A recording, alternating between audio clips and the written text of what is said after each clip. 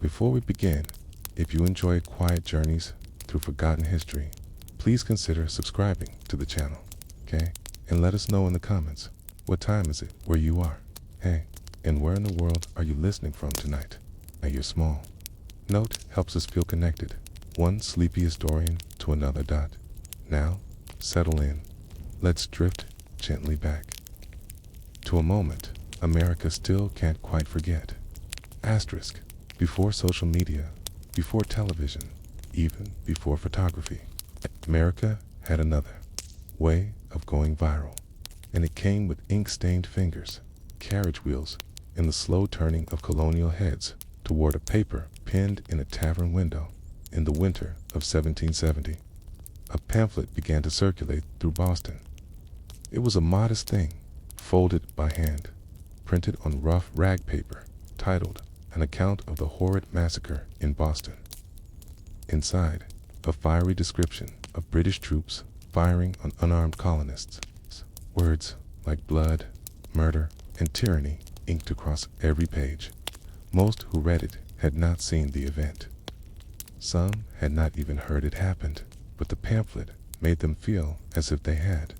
At the time, America was still not America. 8.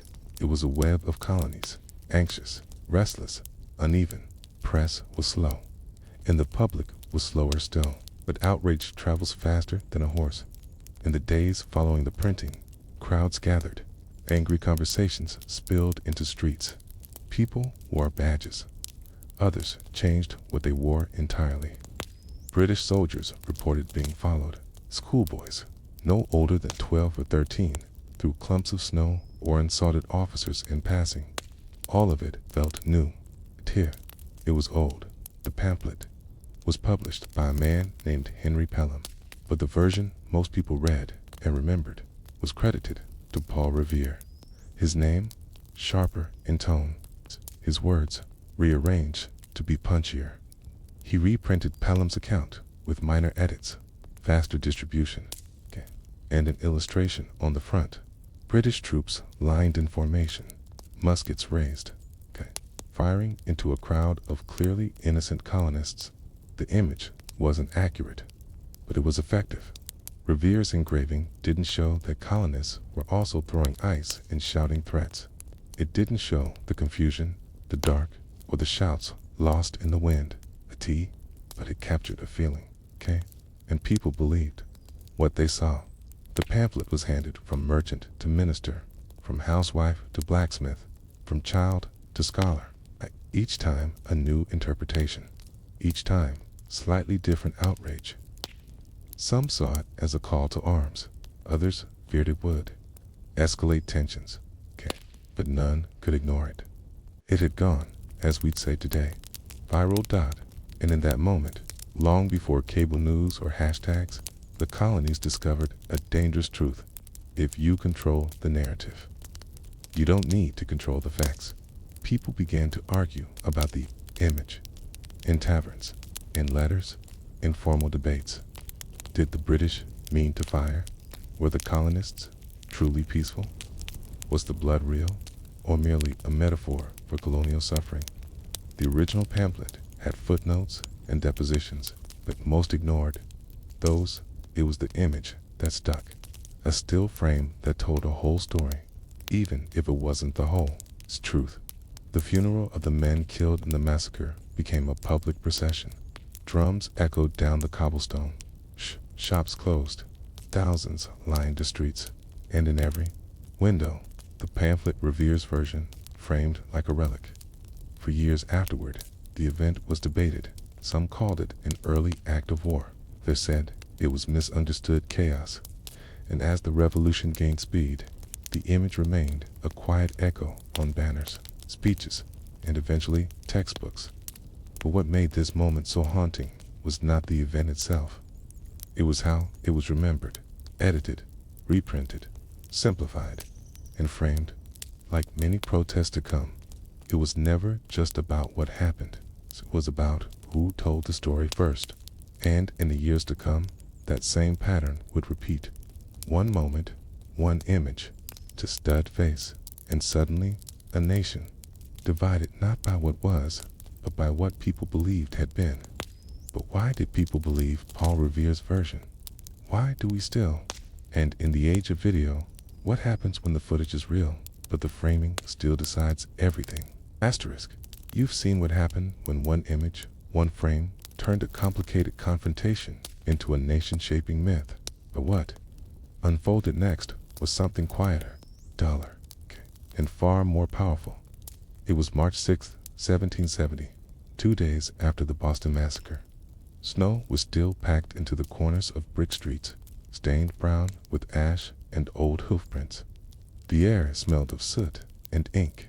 Inside small print shops scattered across Boston and Philadelphia, hands were already setting type, letter by letter, line by line. The protest was being typeset into permanence.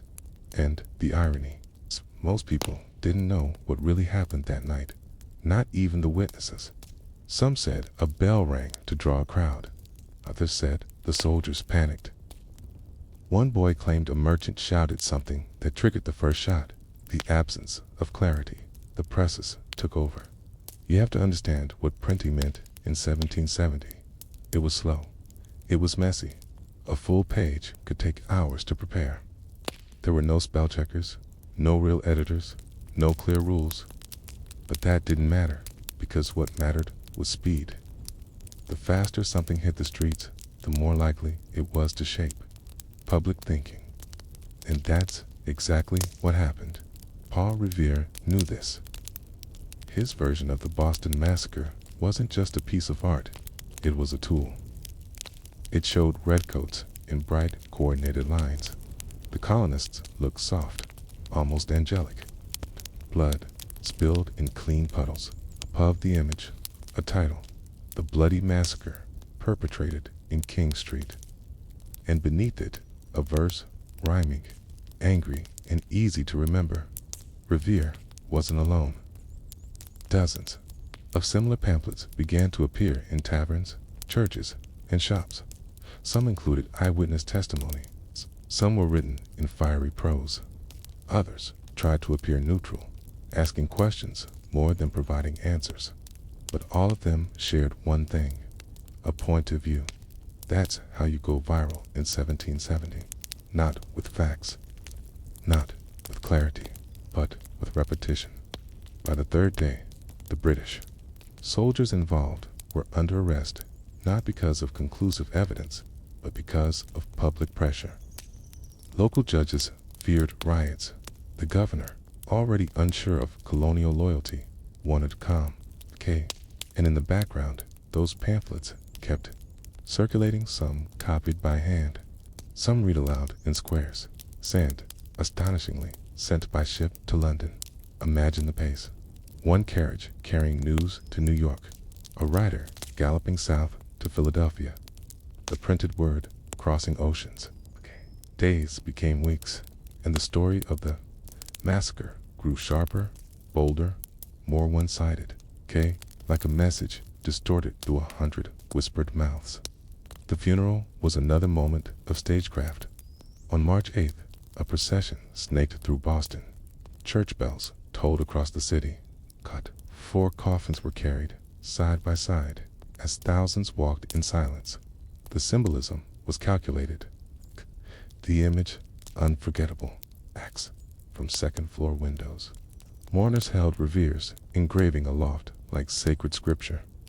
No one needed to explain what it meant. Everyone already believed they knew. But this raised a question for colonial elites. What if outrage could be manufactured?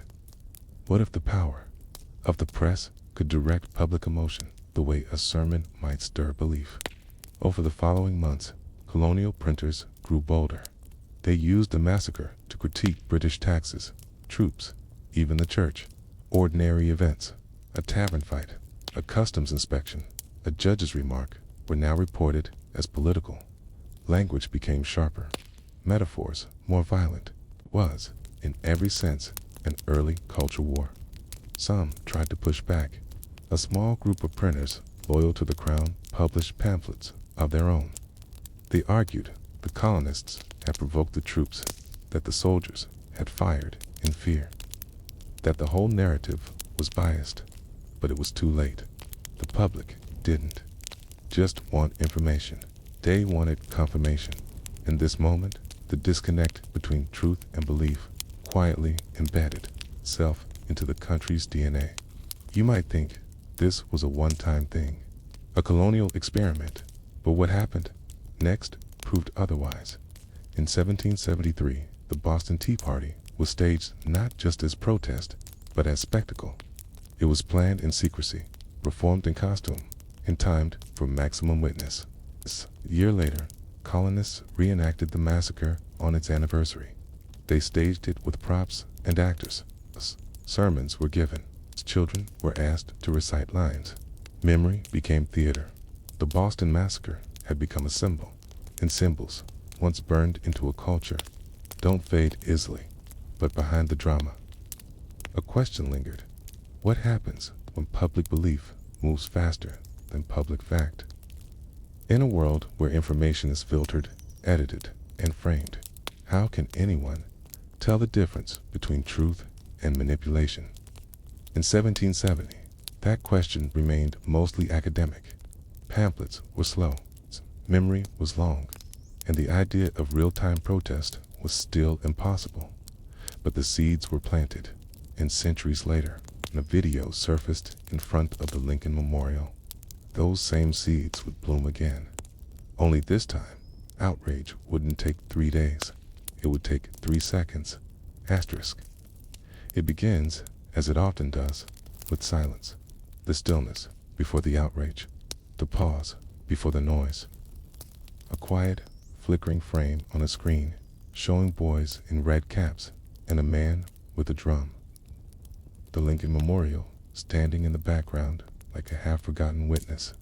It was 2019, but the rhythms were centuries old. Before Twitter, before hashtags, before the saturation of images, there were words on paper, a drawing etched with ink, a funeral orchestrated with deliberate symbolism. And now, in front of the most iconic memorial in the country, it was happening again. A video clip, short, grainy, edited, began to circulate. It showed a high school boy in a MAGA hat, seemingly standing in the path of an indigenous elder playing a ceremonial drum. His face, still. The elder's song, unbroken. Round them, a crowd of teenagers laughing, recording, chanting, or so it appeared. The first interpretation was instant.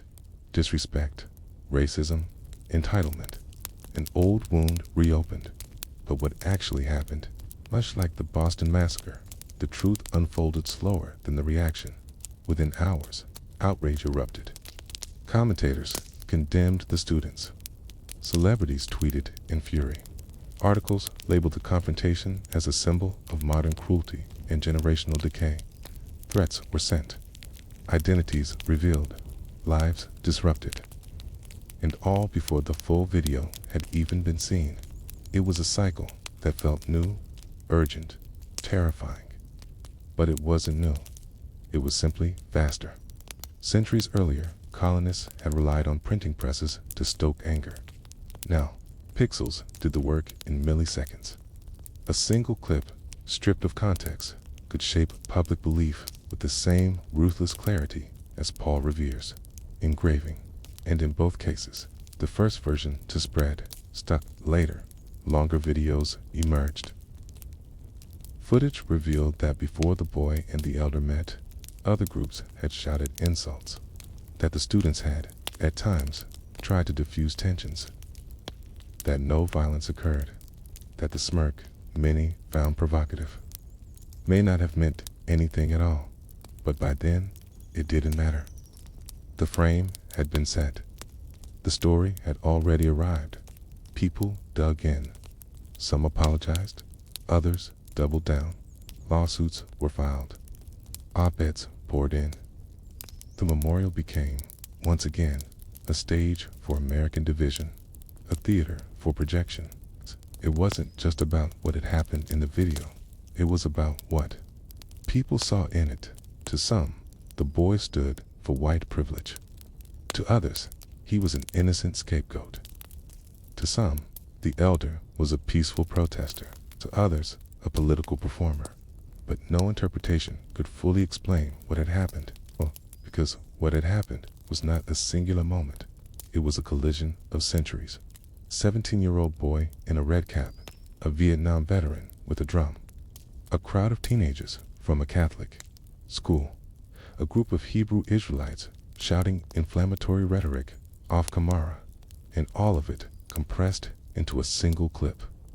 One frame, one story, just like the engraving in 1770, just like the pamphlets that followed. The deeper story was too complex for fast media, too inconvenient for a clear narrative. It's too boring even for lasting engagement.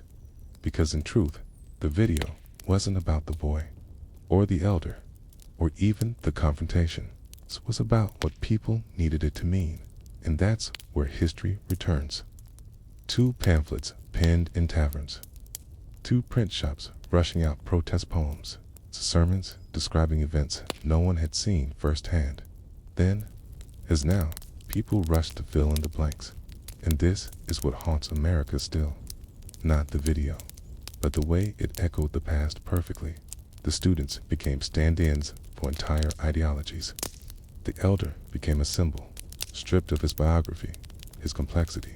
The setting, the Lincoln Memorial, added gravity, as if it demanded resolution, as if it required an interpretation worthy of its marble silence. But monuments don't speak, and videos don't explain themselves. So, the meaning, like always, came from the viewer, from their biases, their fears, their history. And in that moment, millions of private beliefs collided in public.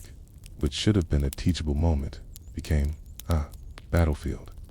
A moment of misunderstanding became a movement, and an ordinary high school field trip became one of the most dissected moral dramas of a digital decade. So now, centuries after the Boston Massacre, we must ask the same question again. What happens when history is shaped not by what occurred, but by what was believed? What happens when the first version is the only one that matters, okay?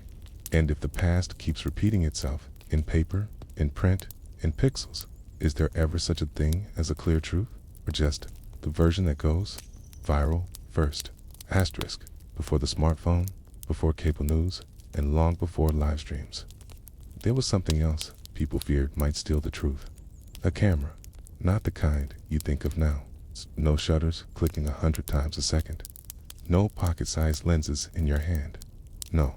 In 1859, the camera was a wooden box, heavy, slow, covered in a black cloth. Still, it was enough to start a riot. This is the story of the day.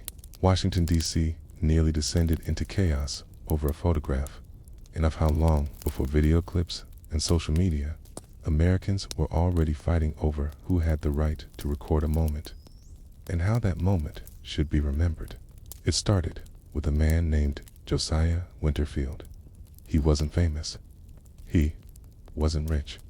He wasn't even particularly talented by modern standards, but he was curious, a tinkerer, a chemist, and most of all, a believer in what he called the mechanical memory of the human race.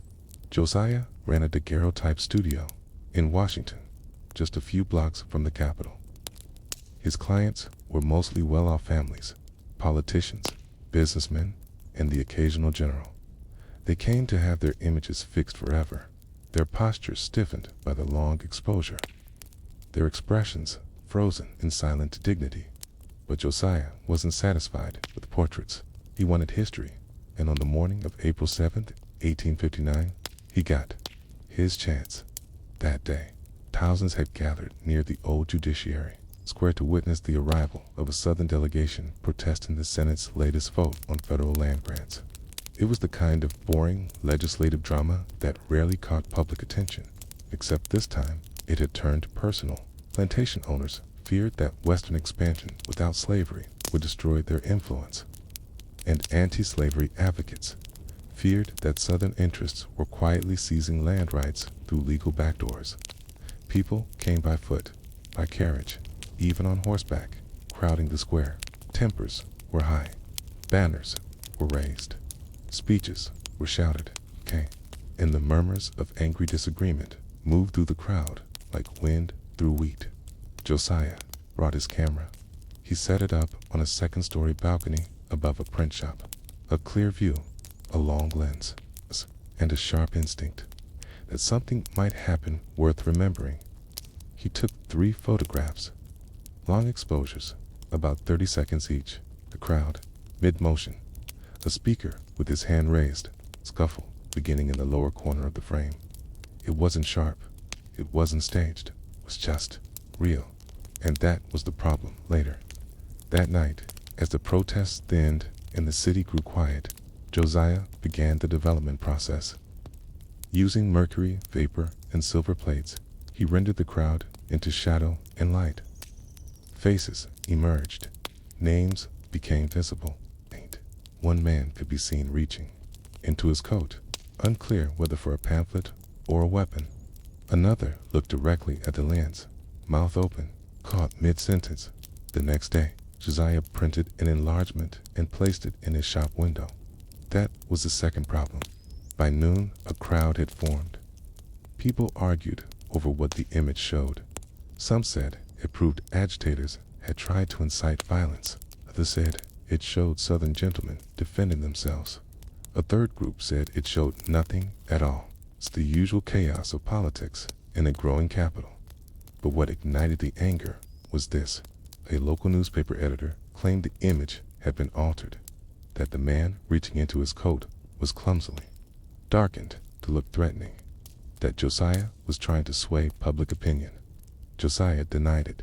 He said the light had been poor, that the long exposure caused smears and shadows, that daguerreotypes could not be faked, not easily, not like drawings. But the rumor had begun. And in 1859, a rumor was more powerful than any rebuttal. By evening, the glass on Josiah's storefront had been shattered. Someone threw a brick through the display. The image cracked down the middle. People shouted. Police were called. Small fire was started in a trash pile out back. And just like that, the photography riot of 1859 had begun. Over the next 24 hours, 2 more studios in the city closed their doors. One photographer, a rival of Josiah's, packed his equipment and left for Baltimore. Its printmakers, suddenly worried about public backlash, refused to reproduce images without a signed affidavit swearing they were untouched. Senators debated whether photographs should be allowed as evidence in hearings. One called the new technology a tool of sedition. Another warned that it could be used to fabricate treason. Josiah was forced to stand before a small tribunal, not for trial, but for reputation. He brought the original plates, explained the process, and showed how light, not opinion, shaped the image. But many remained unconvinced, because what they saw felt like judgment. Even then, Americans feared the camera, not because it lied, but because it seemed to tell the truth too plainly. Unlike a newspaper editorial, or a sermon, or a poem, a photograph didn't invite debate. It froze debate, and in that freezing, it chose a side. Josiah eventually closed his studio. He moved north to Philadelphia, where he returned to portraiture. Quiet faces, controlled light. No politics, no protests, but his image, the broken one from Judiciary Square, was saved. A student of his kept a copy. Years later, in 1881, the photo was rediscovered by a historian writing about pre-Civil War tension. He noted the image, cracked down the center, as one of the first true documentations of American political discord. Today, that photograph is held in an archive, faded, fragile, not often displayed, but if you look closely, you can still see the uncertainty in it. The moment before the riot, the ambiguity that terrified a city. So the question remains, was Josiah trying to shape history or simply capture it? And more importantly, did it matter what he intended? Once the public had made up its mind, the photograph that sparked a riot was not remarkable by today's standards. It had no color, no clarity, no drama in the composition. The shutter had been open too long, so the crowd blurred slightly at the edges, and many of the faces were half lost in streaks of sunlight. But none of that mattered, because in 1859, truth was still learning how to hold still, and America was learning how to look at itself. After the initial riots in Washington, Josiah Winterfield's photograph continued to echo in quiet and surprising ways. People made crude sketches of it from memory and mailed them to newspapers. Descriptions varied wildly. In some, the man in the coat had a gun. In others, it was a Bible. One editor said he saw a clear intention to provoke. Another said the same man looked frightened, and that, perhaps, was the most dangerous part. Not what the photo showed, but how much it did his single quotes. There was no sound, no context, no angle beyond the one the camera had captured from that second-story window. It showed a sliver of history and left the rest to be filled in by emotion and emotions. 1859 were a kind of gunpowder. Slavery debates were escalating. The Kansas-Nebraska Act had redrawn the nation's political map. John Brown's raid on Harper's Ferry was still months away, but the tension was already humming. The South was on edge. The North was uneasy. The press was split. And in that pressure cooker, Josiah's image became a single dot at a town hall in Alexandria, Virginia. A speaker used a copy of the photo to argue that abolitionists were agitating poor whites to rebellion. They bring their devices, he thundered. They capture our traditions and call them crimes.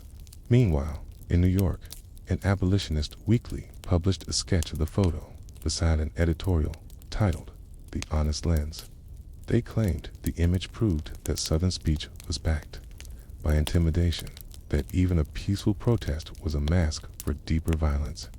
Neither side asked Josiah what he saw. By then, he had stopped answering. He spent most of his time in the back room of a borrowed studio in Philadelphia, developing portraits for people who didn't want to talk politics. In letters to a friend, he wrote that he felt as though, I have touched something soft and sacred and trampled it by accident. But the damage or the influence had been done soon. Correctional aides began proposing rules about photography on federal property. Was it legal to photograph a protest without consent? Could images be used to frame political arguments? In court, the idea of a public image had no legal definition yet. What Josiah had unknowingly started was the debate over visual evidence, a debate that would shape journalism, the courtroom, and eventually the internet. But back in 1859, the impact was quieter, and in some ways, more personal. A young journalist named Clara Dinsmore, just 22 at the time, wrote a long, handwritten column in a Boston paper defending Josiah. She claimed the fear of photography was rooted not in the image itself, but in the loss of control. People had grown used to shaping public memory with words, sermons, speeches, slogans, but now a camera could trap a gesture, freeze an expression, and remove it from its speaker's intent. She ended her piece with a line that would later be quoted in dozens of textbooks. The moment we fear the mirror, it is not the glass that frightens us. It is the face within it. The editorial went viral for 1859. Other newspapers reprinted it. Public conversation shifted, not to forgiveness, but to reconsideration. Could an image be too honest? Could the camera reveal something society wasn't ready to see? Or worse, could it suggest something false by being too partial? The truth was, the photograph did not lie, but it also didn't explain. And that made it feel incomplete, dangerous, open to misuse. In Philadelphia, Josiah received an unexpected letter from an attorney representing the Federal Committee on Public Documentation. They wanted to ask him questions about his camera process, not to accuse, but to understand. The government was beginning to reckon with a new reality, that memory, fixed in print, could not be argued with. But memory, once fixed in image, could no longer be escaped. Josiah never returned to D.C., but other photographers took his place. Within 2 years, the Civil War would begin, and suddenly the camera became a battlefield tool. Matthew Brady, Alexander Gardner, Timothy O'Sullivan. Their images of Antietam, of shattered bodies and burned fields, would become some of the most haunting in American history. And yet, all of them owed something to the quiet man with the broken storefront, the one who tried, for just a moment, to hold history still. So the question lingered: if a picture is worth 1,000 words, who decides what those words are? And more importantly, what happens when the picture shows something no one wanted to put into words at all? Asterisk, by the time the summer of 1859 faded into a restless autumn, the image that sparked the riot had already become a legend. Not because it was beautiful or even widely seen, but because of what it represented: a new kind of fear. Before that photograph, Americans debated what people said. Sermons, speeches, testimonies, editorials, all were filtered through voice and pen, with room for ambiguity. People might argue what was meant by a phrase, or question what had been reported, but there was always a softness to it, a space where human memory could adjust, where mistakes could be forgiven, but an image, even a blurry, imperfect one, offered no such mercy. It looked final, permanent, even when it wasn't. And it was that illusion of truth that frightened people most. In the months that followed the Judiciary Square photo, newspapers began requesting that illustrations accompany political stories. Sketch artists were hired by major publications. Some editors refused to publish any likenesses unless personally reviewed by the subject. The idea of photographic consent, not yet law, was beginning to take shape. Meanwhile, Josiah Winterfield's image continued to circulate underground. A printer in Baltimore began selling lithographs based on it. A group of students at Oberlin College studied it during political science lectures, using it to discuss bias and perception. And quietly, photography societies across the Northeast debated a new code of ethics. Should photographers be documentarians, artists, activists? Josiah remained silent. His letters dried up. He returned to private life, and for a time it seemed the riot he sparked would fade into obscurity. But history rarely forgets its firsts. In 1863, during the Battle of Gettysburg, Matthew Brady's assistants captured the aftermath in sharp, deliberate detail. The dead, unburied, uniforms stiff with mud, faces twisted in the stillness of sudden death. And the public reaction was eerily similar: horror, disbelief, then doubt. Were the bodies posed? Was the blood real? Could a camera tell the truth? Or was it only ever telling a story? Story. The nation had entered a new age of narrative, one no longer built by speeches alone, but by images. And with that shift came a subtle anxiety, the creeping realization that photographs, like words, could be weaponized.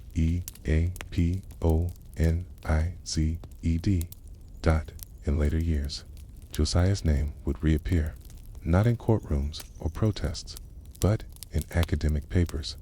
Historians labeled him the accidental catalyst. Journalism professors called him the first media scapegoat.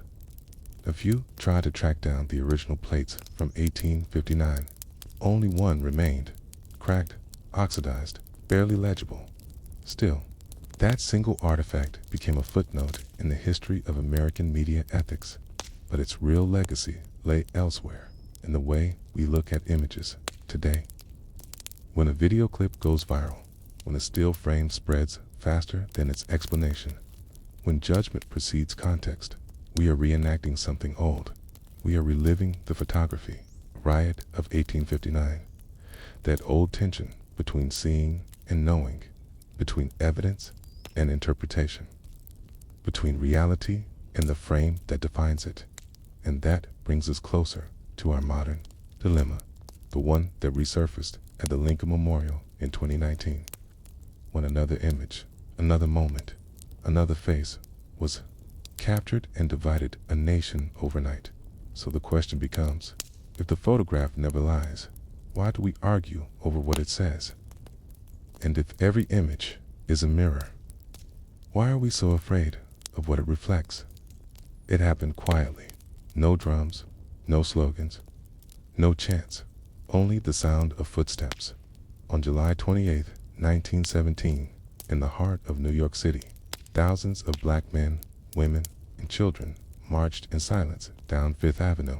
They wore dark suits and white dresses. Some held American flags. Others held signs, hand-lettered and deliberate. One read, "Mother, do lynchers go to heaven?" Another, "Thou shalt not kill." But perhaps the most painful message was the silence itself. This was not a parade. It was a protest, a word few papers dared to print. A response to the East St. Louis massacre just weeks earlier, when mobs of white workers and local police had killed an estimated 100 black residents in one of the worst racial pogroms in American history.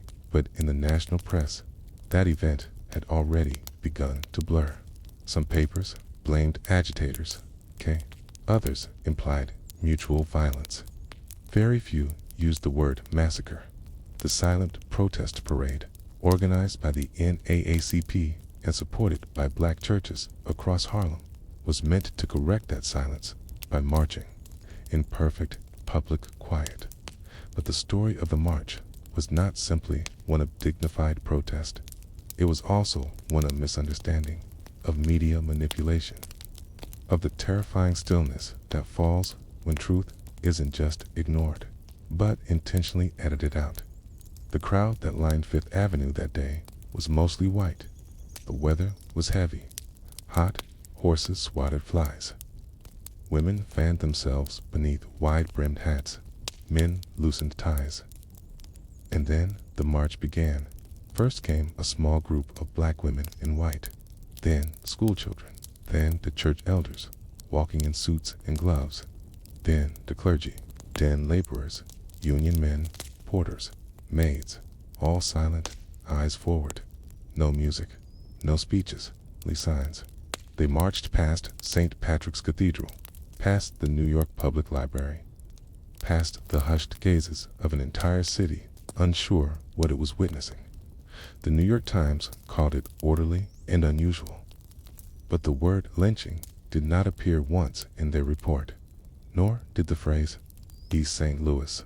Instead, the Times printed this: "A Negro parade took place today, notable for its restraint and good manners." Good manners, that's what they saw. To the organizers, this omission was a second violence, because the point was not to impress. It was to remember. Flyers had been distributed in Harlem leading up to the march. One asked, "Mr. President, why not make America safe for democracy?" A reference to Woodrow Wilson's war rhetoric abroad, while terror still reigned at home. But in the days after the march, only the black press carried the full story. Chicago Defender, The Crisis, the Pittsburgh Courier. They printed names of the dead in East St. Louis. They interviewed mothers who had lost children, ministers who had seen homes burned. They published photographs of the parade, long lines of dignity moving down the avenue, framed by silence. Still, most Americans never saw those photos, and even among those who did, the meaning slipped. Popular magazine at the time ran one image under the title, "A Display of Colored Loyalty," as though the march had been a gesture of thanks, as though it were meant to show submission, not grief. And that, perhaps, more than anything, was the quiet tragedy of the silent protest. Even when black Americans spoke without speaking, their message was taken out of their hands. Some historians would later call it the most dignified protest of the 20th century. Others called it ineffective. But what neither side could deny was this: the silence unsettled people. People are used to protest as performance: drums, flags, banners, slogans. But this was theatrical only in its restraint. It offered no volume to argue with, no chance to mock, no speakers to misquote. It simply was. And that blankness made it vulnerable to misinterpretation, to misrepresentation, to media repackaging. There were no viral videos in 1917, no sound bites, only photographs and the captions that came with them. So the question becomes, if silence is a kind of speech, who gets to say what it means? When history moves too slowly to defend itself, who decides what was really being said? Asterisk 2. Days after the silent protest parade in New York City. The front page of the Brooklyn Eagle ran a story about a new subway tunnel. It was a small headline, barely worth a glance. No mention of the march, no photo, no acknowledgement that tens of thousands of people had walked silently through the city's most powerful district. 3 pages in, buried beneath a grocery advertisement and a piece on summer corset trends, a single paragraph appeared. It referred to Negro demonstrators, noted that there had been no disturbances, and described the march as peaceable. That was it. Not a word about East St. Louis. Not a word about lynching. Not a word about the murdered. It was, in many ways, the loudest silence of all. The men and women who had marched were not surprised. Many had predicted this very outcome. At a meeting of Harlem clergy the night before the parade, Reverend Charles Martin had stood up and said plainly, "The papers will say we behaved. They will not say why we mourn." And yet, for those who had never marched before, the erasure felt raw. Schoolteacher Florence Reed, who had brought her 3rd grade class to walk with her, wrote in her journal afterward, "We were not seen. We were witnessed, yes, but not truly seen." She described the looks on the faces of bystanders, polite, puzzled, some vaguely sympathetic. But most, she said, wore the look of people who believed they were watching something happening to someone else. That distance, emotional, racial, historical, became the defining feature of the protest's aftermath. White New Yorkers had been given a chance to witness grief, but without sound, without confrontation, they mistook dignity for distance. The marchers were interpreted as quiet, respectful, grateful. They were applauded for not being loud, for not being angry, for knowing their place. But the silence had not been a performance of submission. It had been a rebuttal, a refusal to join the violent, theatrical politics of the day. A mirror held up to a country that only listened when someone shouted, and because they did not shout, because they refused to give the spectacle America seemed to expect, they were gently, efficiently forgotten. Meanwhile, in East St. Louis, the ashes had barely cooled. Homes remained charred. Survivors gave their statements to journalists from the crisis. The NAACP's monthly magazine, edited by W.E.B. Du Bois. Du Bois had not marched in the silent protest. He had been traveling, and when he saw the photographs, he wrote, "No words can match the silence. No speech can explain what those children carried on their sides." He published a series of articles dissecting the massacre, calling out the failures of local police, tacitity of industrial employers, and the cowardice of the federal government. But even Du Bois's eloquence could not outpace the erasure already underway by August, just 1 month after the silent protest. The national news cycle had moved on. President Wilson had made no statement. Congress had passed no resolutions.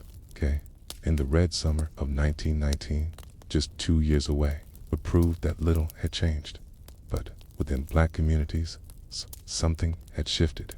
For the first time, a collective sense of performance, of public grief as protest, had been born. It wouldn't be the last time that silence became strategy. In 1968, during the Mexico City Olympics, 2 American athletes would raise black-gloved fists on the podium in total silence. In 2020, across the United States, mourners would kneel for 8 minutes and 46 seconds without saying a word.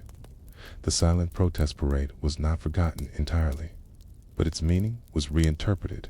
Photographs of the event, Rows of children in white, walking without sound, were later used in school books to illustrate peaceful protest.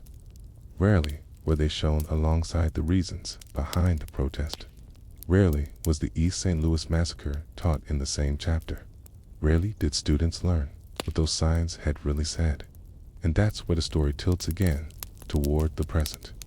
Because when a modern protest erupts, loud or quiet, chaotic or orderly, the first question people often ask is not what happened, but how were they behaving? Were they polite? Were they peaceful? Were they worthy of sympathy?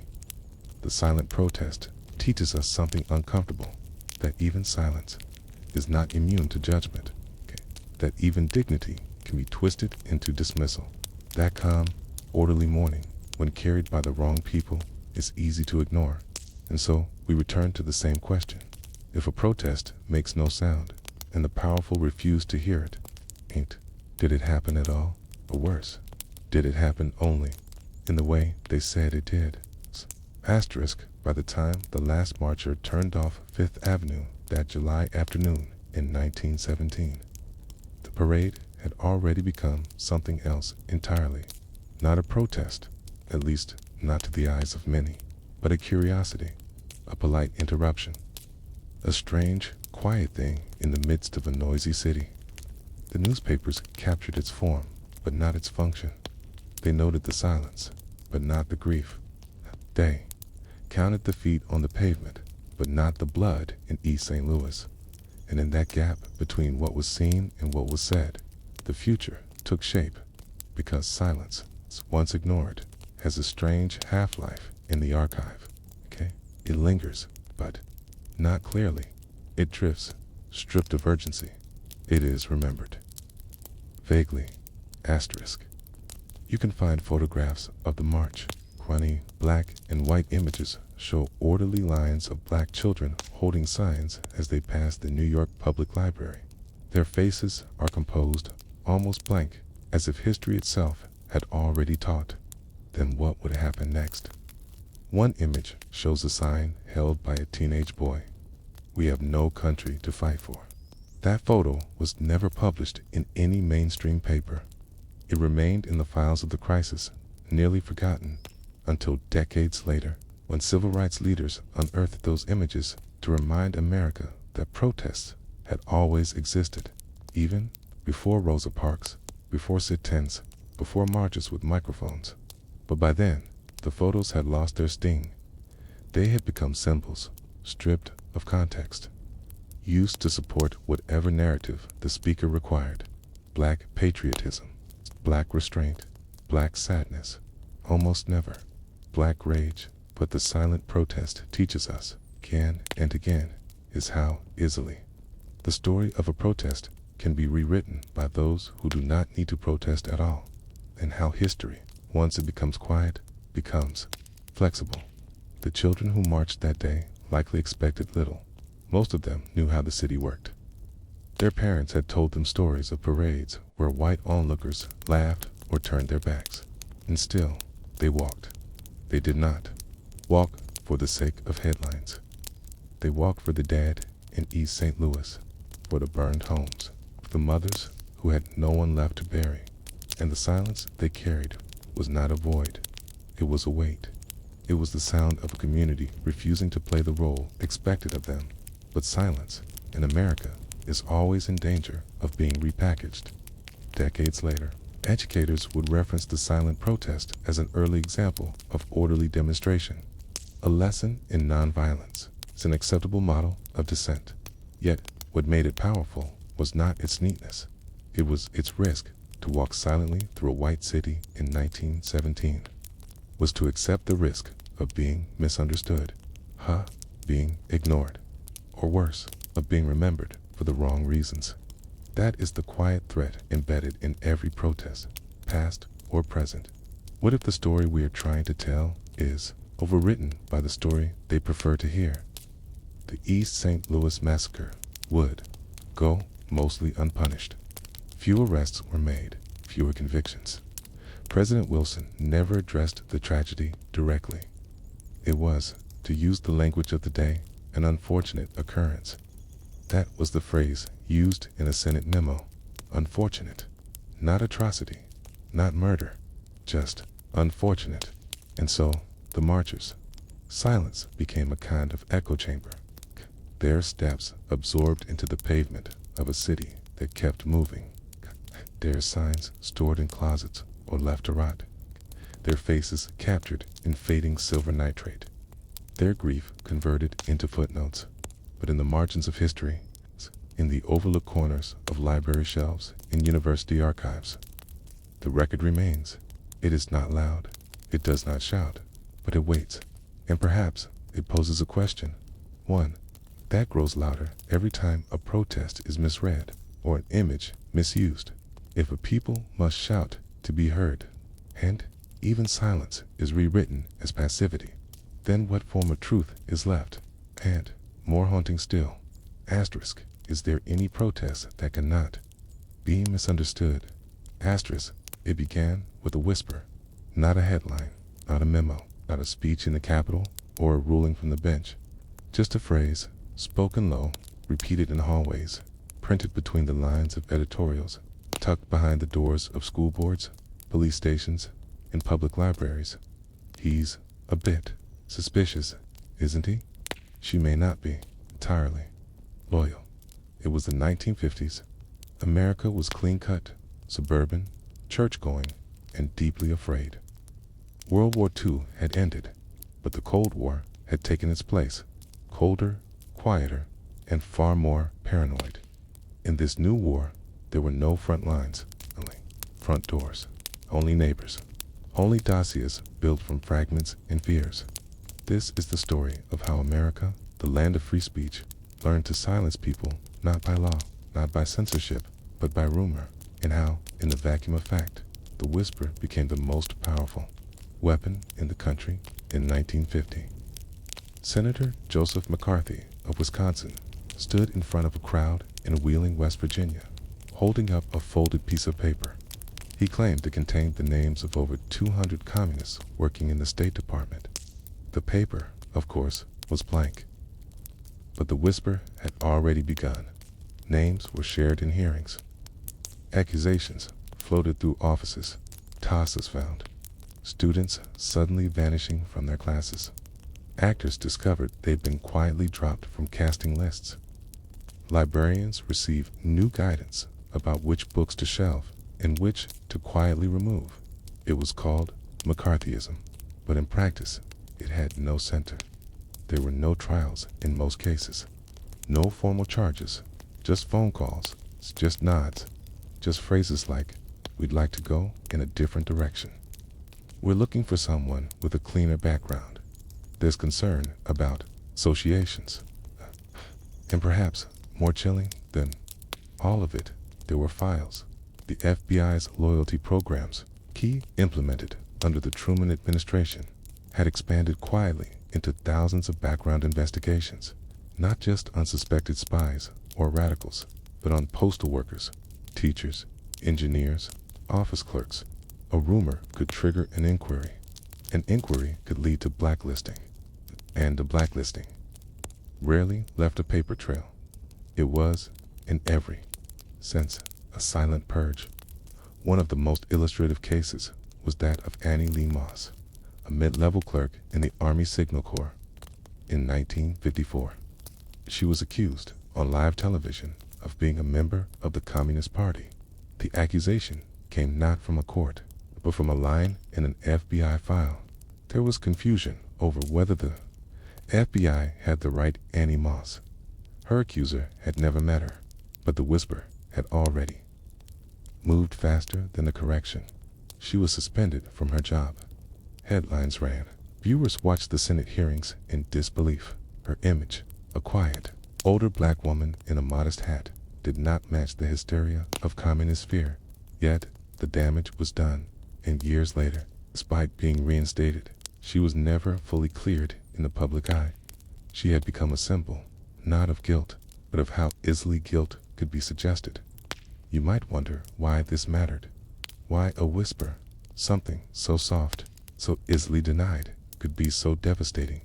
The answer lies in the structure of fear, because fear, once planted, requires no follow-up. It thrives in doubt. It survives in silence. And the best rumors are the ones that sound like warnings. He's probably fine. But if he's not, do you want to be the one who trusted him?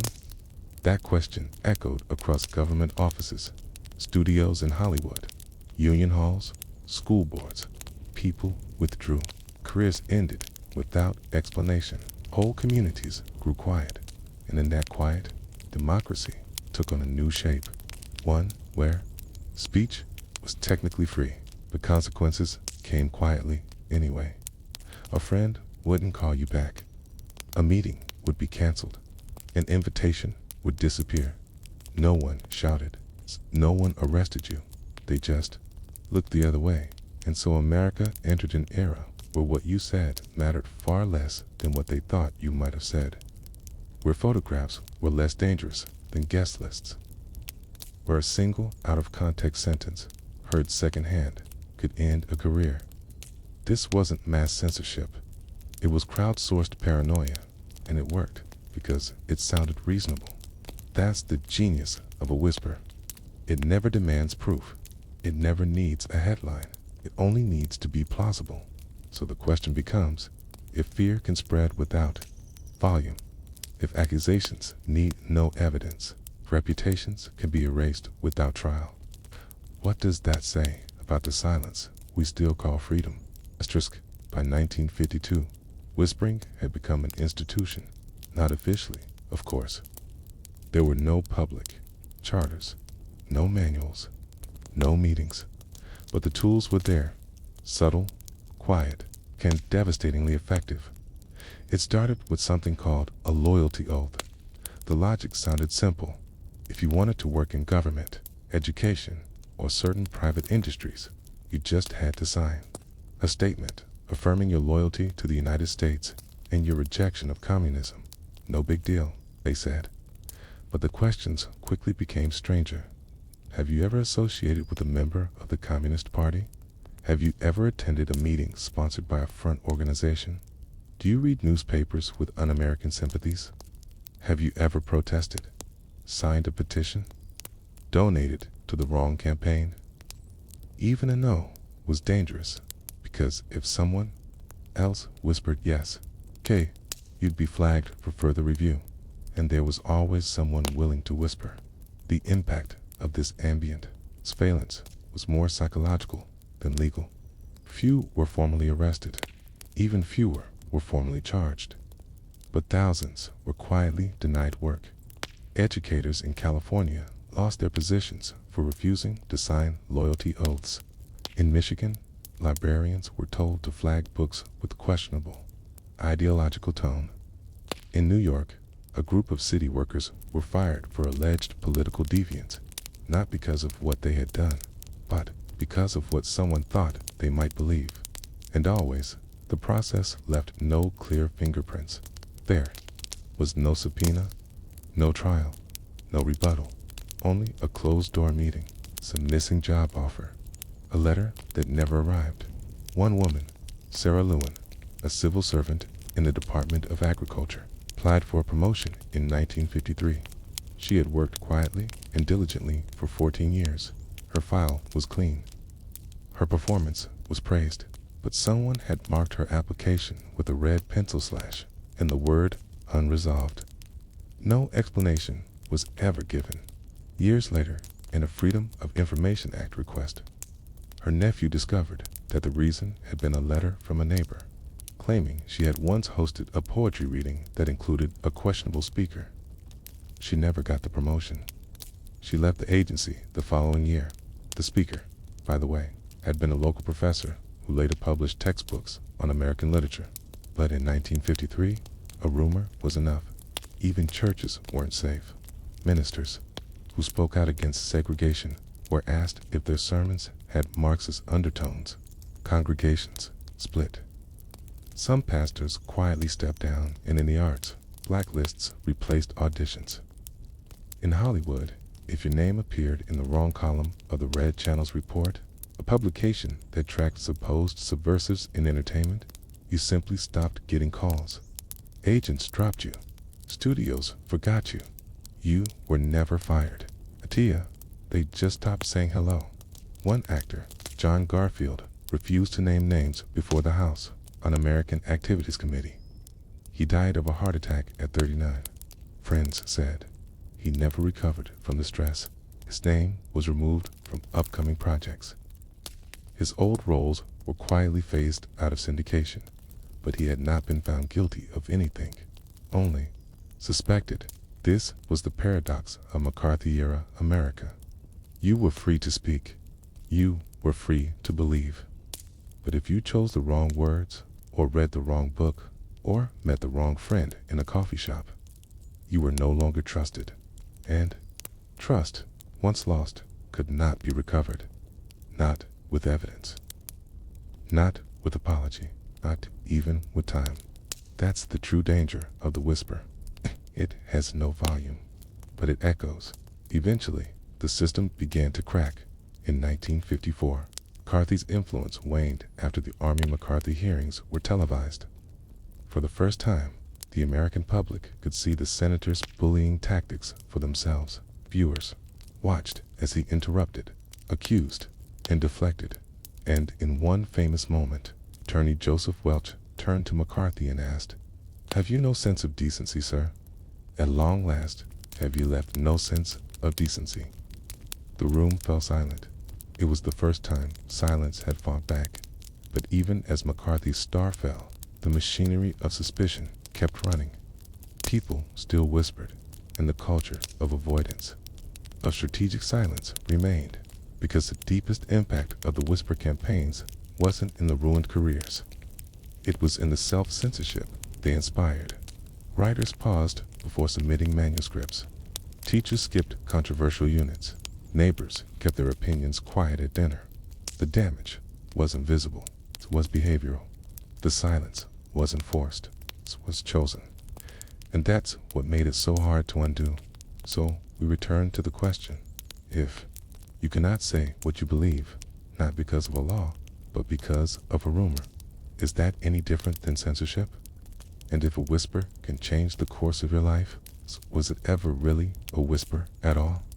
Asterisk, the whisper campaigns of the 1950s didn't end with a bang. They didn't end with a public apology, or a national reckoning, or even a single clarifying headline. They simply dissipated, like steam from a kettle that had long been boiling. Like smoke from a fire everyone quietly walked away from. By the end of the decade, McCarthy was censured by the Senate, and anti-communist hysteria had become, at least officially, something to be embarrassed about. Historians began to refer to the period as a moral panic. College textbooks described the Red Scare as a cautionary tale, a reminder of what fear can do when left unchecked. But for those who lived through it, the damage was not a lesson. It was a scar, because what the 1950s revealed in memo, in rumor, in erasure, was how easy it is to create silence without force. Not a silence of peace or of thoughtfulness, but a silence of self-protection.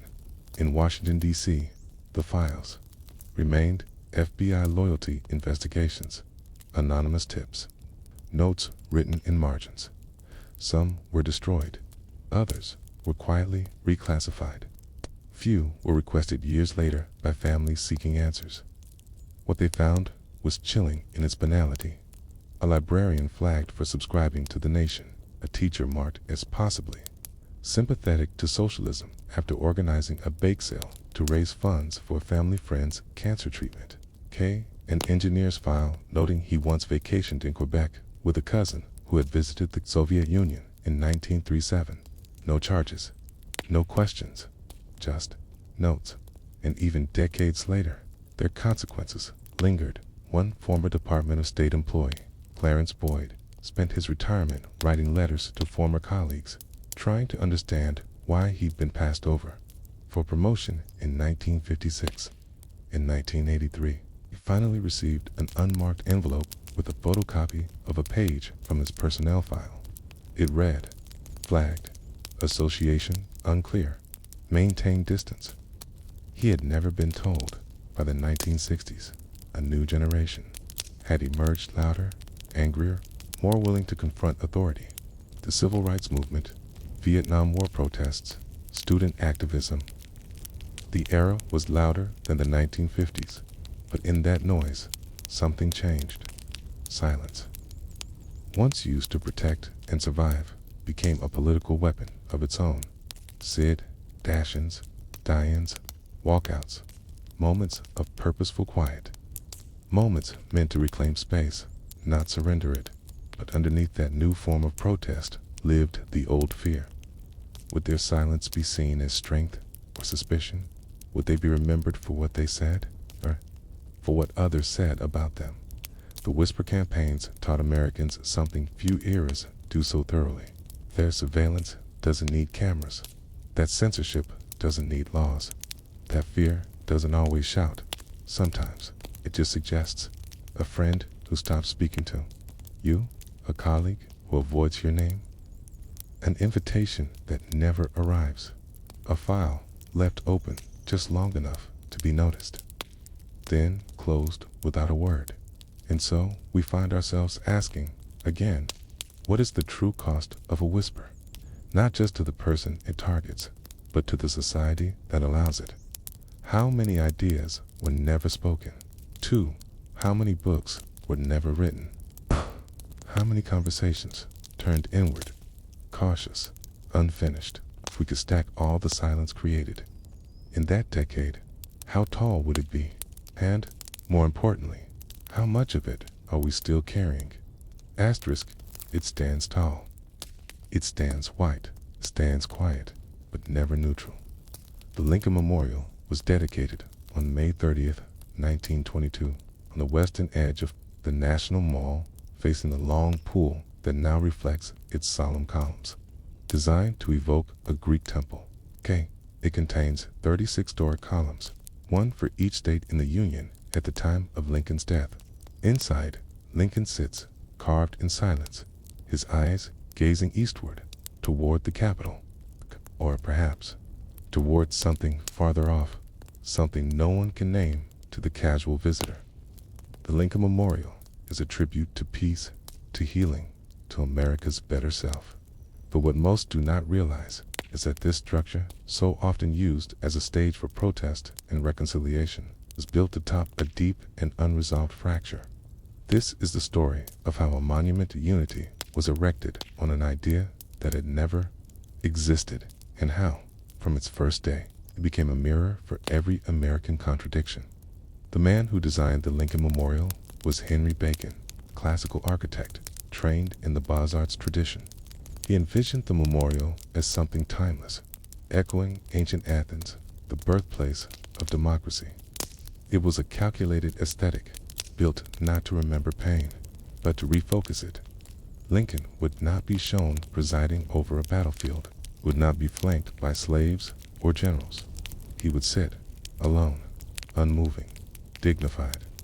A myth, the sculptor, Daniel Chester French, based Lincoln's face on photographs, masks, and eyewitness accounts.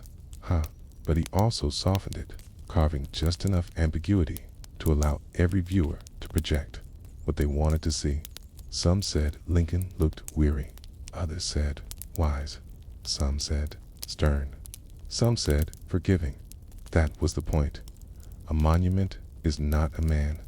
It's a suggestion of memory. At the dedication in 1922, former President William Howard Taft gave a speech. He called Lincoln the savior of the Union, the man who had healed the wounds of war. Chief Justice William Howard Taft, again, for he now headed the Supreme Court, described the memorial as a shrine of national purpose. But Lincoln's descendants were not invited, nor were black civil rights leaders. The seating was segregated. Attendees were placed behind a rope. They were not permitted to sit among the general crowd. In a cruel irony, the dedication of a monument to unity was carried out in segregation. Robert Moton, president of Tuskegee Institute and the only black speaker that day, was allowed to speak, but only after his remarks had been reviewed and edited by the organizing committee. His original call for justice and equality was removed. Instead, he spoke of gratitude. Gratitude. For what? A statue? A memory? An edited version of a man who had once spoken of a new birth of freedom. The memorial's inscriptions were just as carefully chosen. Above Lincoln's head is carved, "In this temple as in the hearts of the people for whom he saved them." Union, the memory of Abraham Lincoln, is enshrined forever. Note the wording: saved the Union, not freed the slaves, not transformed the nation. The choice was intentional. In the 1920s, America was weary of civil rights rhetoric. The goal was not to remember the war as a struggle for freedom, but as a conflict over governance. It's tragically necessary, but ultimately resolved.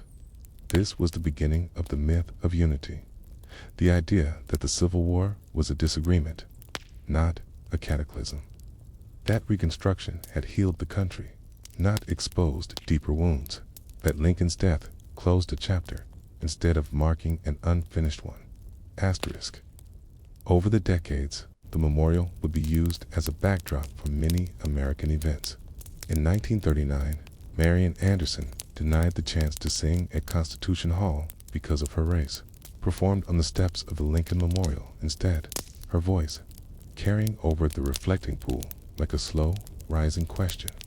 What had really changed? In 1963, Dr. Martin Luther King Jr. stood at the very foot of Lincoln and delivered his "I Have a Dream" speech. He called upon the memory of the great emancipator, but he did so knowing full well that Lincoln had become a symbol, flexible, abstract, incomplete. And in 2019, the Covington video, one more act in the theater of misremembered civility, played out in the shadow of the same statue. Time passed. The framing remained, so we must ask if Lincoln is remembered as the man who unified America. What does that say about the parts of America he could not reach? And if the memorial is a temple, as the inscription claims, then what God does? It serve the truth, perhaps serves the myth itself. Asterisk. The Lincoln Memorial was built to be quiet. It has no bells, no flame, no motion. Only the hush of white marble and slow footsteps echoing across polished floors. But like all quiet things in American history, it was never truly silent. In the years that followed its dedication, the memorial became a paradox, a shrine to unity that attracted people most when the nation was divided. It was not unity that made people gather beneath Lincoln's gaze. It was frustration, not peace, but appeal. Time and again, when Americans lost faith in their country's promises, they came here not to celebrate the nation, but to hold it accountable to the myth it had carved. One of the earliest such moments came on Easter Sunday, 1939. Marian Anderson, one of the greatest contraltos in the world, was scheduled to perform in Washington, D.C., but the Daughters of the American Revolution refused to let her sing at Constitution Hall. Why? Because she was black. The refusal triggered protest. First Lady Eleanor Roosevelt resigned from the DAR. Civil rights groups lobbied for an alternative. And finally, with quiet consent from President Roosevelt, a stage was built on the steps of the Lincoln Memorial. Anderson stood between the columns and sang to a crowd of 7-5-0-0. She did not speak. She did not shout. She just sang. And in that moment, Lincoln's statue became something else. Not a symbol of finished justice, but a witness to its delay. The event was historic, reverent, dignified, and yet temporary. There was no policy change that followed. No new laws, no speeches. From the president, only photographs, only headlines. And then, silence. The memorial's next great moment came 2 decades later. In 1963, when over 250,000 people gathered for the March on Washington for jobs and freedom. That day, Lincoln's platform became a pulpit. Martin Luther King Jr. stepped forward. He referenced the Emancipation Proclamation as a promissory note, one that had defaulted. He said, 100 years later, The Negro still is not free. He looked into the reflecting pool across a sea of faces and painted a vision, not of America as it was, but of what it could become. People forget that King's speech was not primarily about dreams.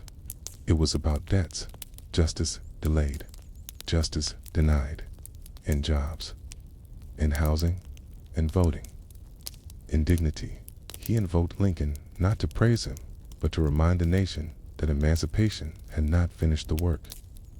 It had begun a labor that had yet to be fulfilled, and yet, when the memorial was referenced in news stories the next day, it was often with phrases like, "Lincoln smiles down on peaceful assembly."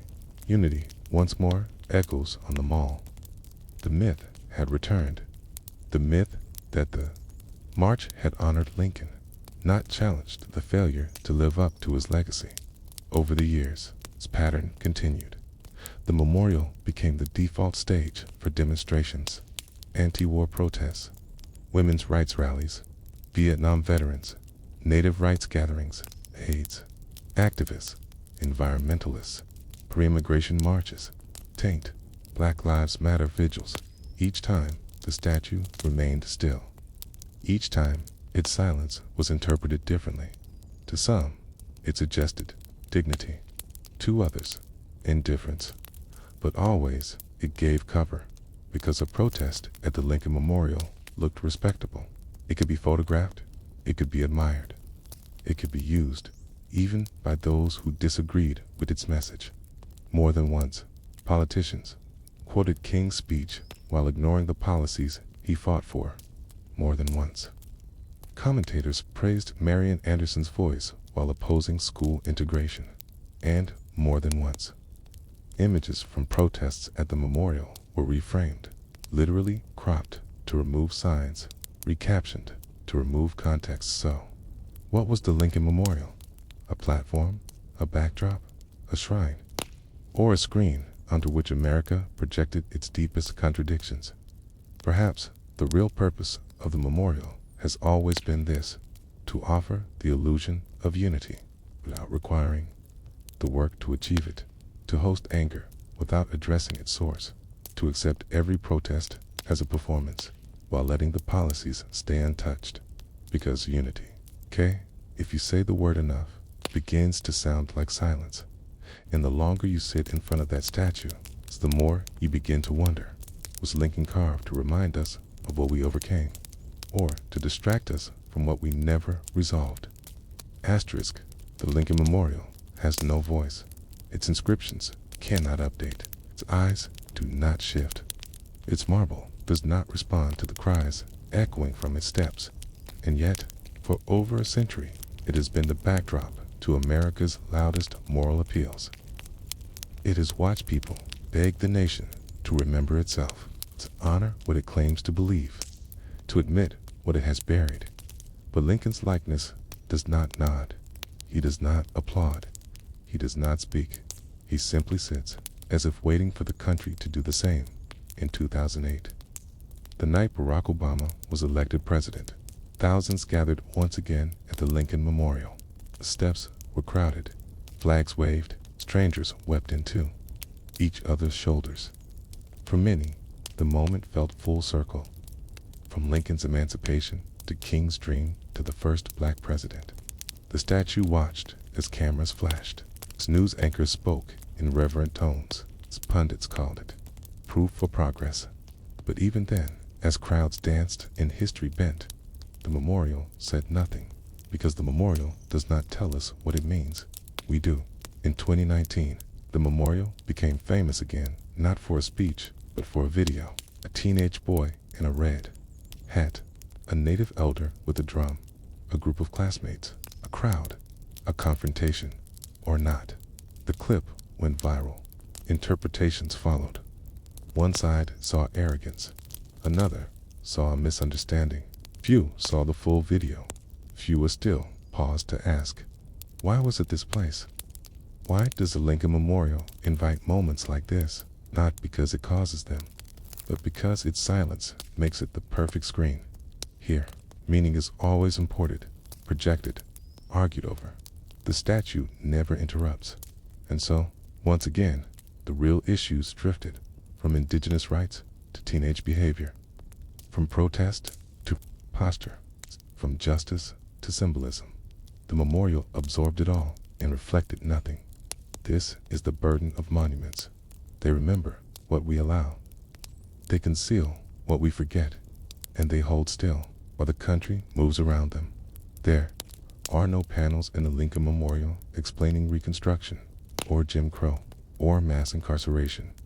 There are no signs reminding visitors that Lincoln suspended habeas corpus, no plaques about the political compromises that weakened the 14th Amendment.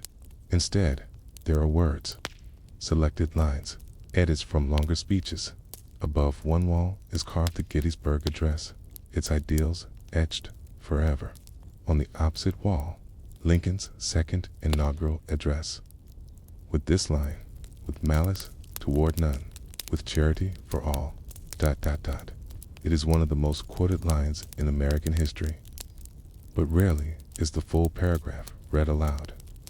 Rarely do we pause to hear the part where Lincoln blames the war on the sin of slavery and suggests that the bloodshed might be divine punishment. Yet, if God wills that it continue until all the wealth piled by the bondsman's 250 years of unrequited toil shall be sunk.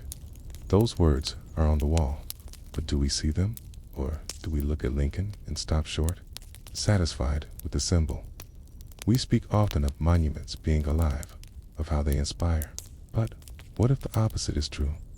What if the stillness of the Lincoln Memorial allows us to walk away too easily, to feel moved but not changed, to witness pain but not examine its roots, to quote unity without confronting the cost of division? Because unity is not the absence of struggle. It is what emerges after struggle, okay? And only if the truth is told fully, without edit. So now, we look at the Lincoln Memorial, whether in person or on screen, whether at sunrise or in the glow of a protester's candlelight. Consider what it does not say, what it cannot say, and what we keep asking it to mean, because Lincoln's ghost is not in the stone. It is in the silence that falls after every speech ends, after every video clip fades, after every march returns home.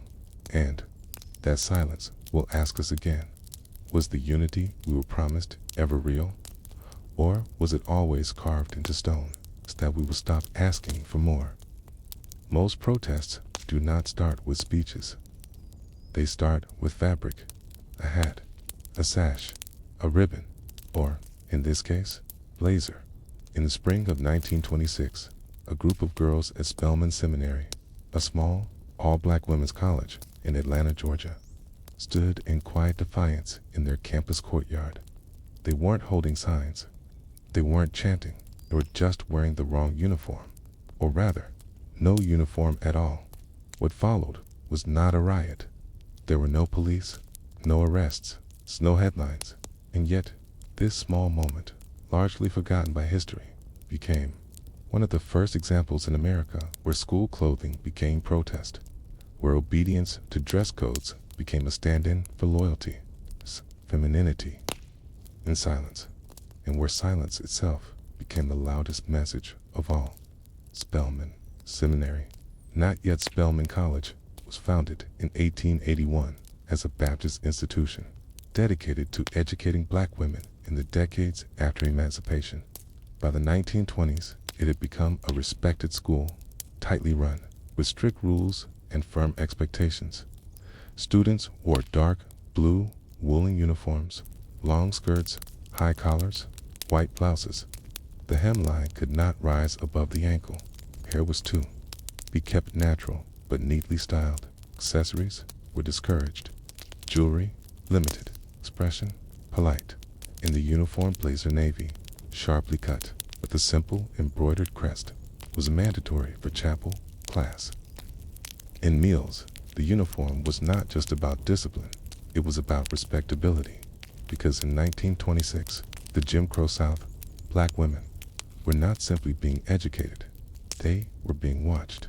Everything about them, their posture, their tone, their shoes, was weighed as a sign of whether black.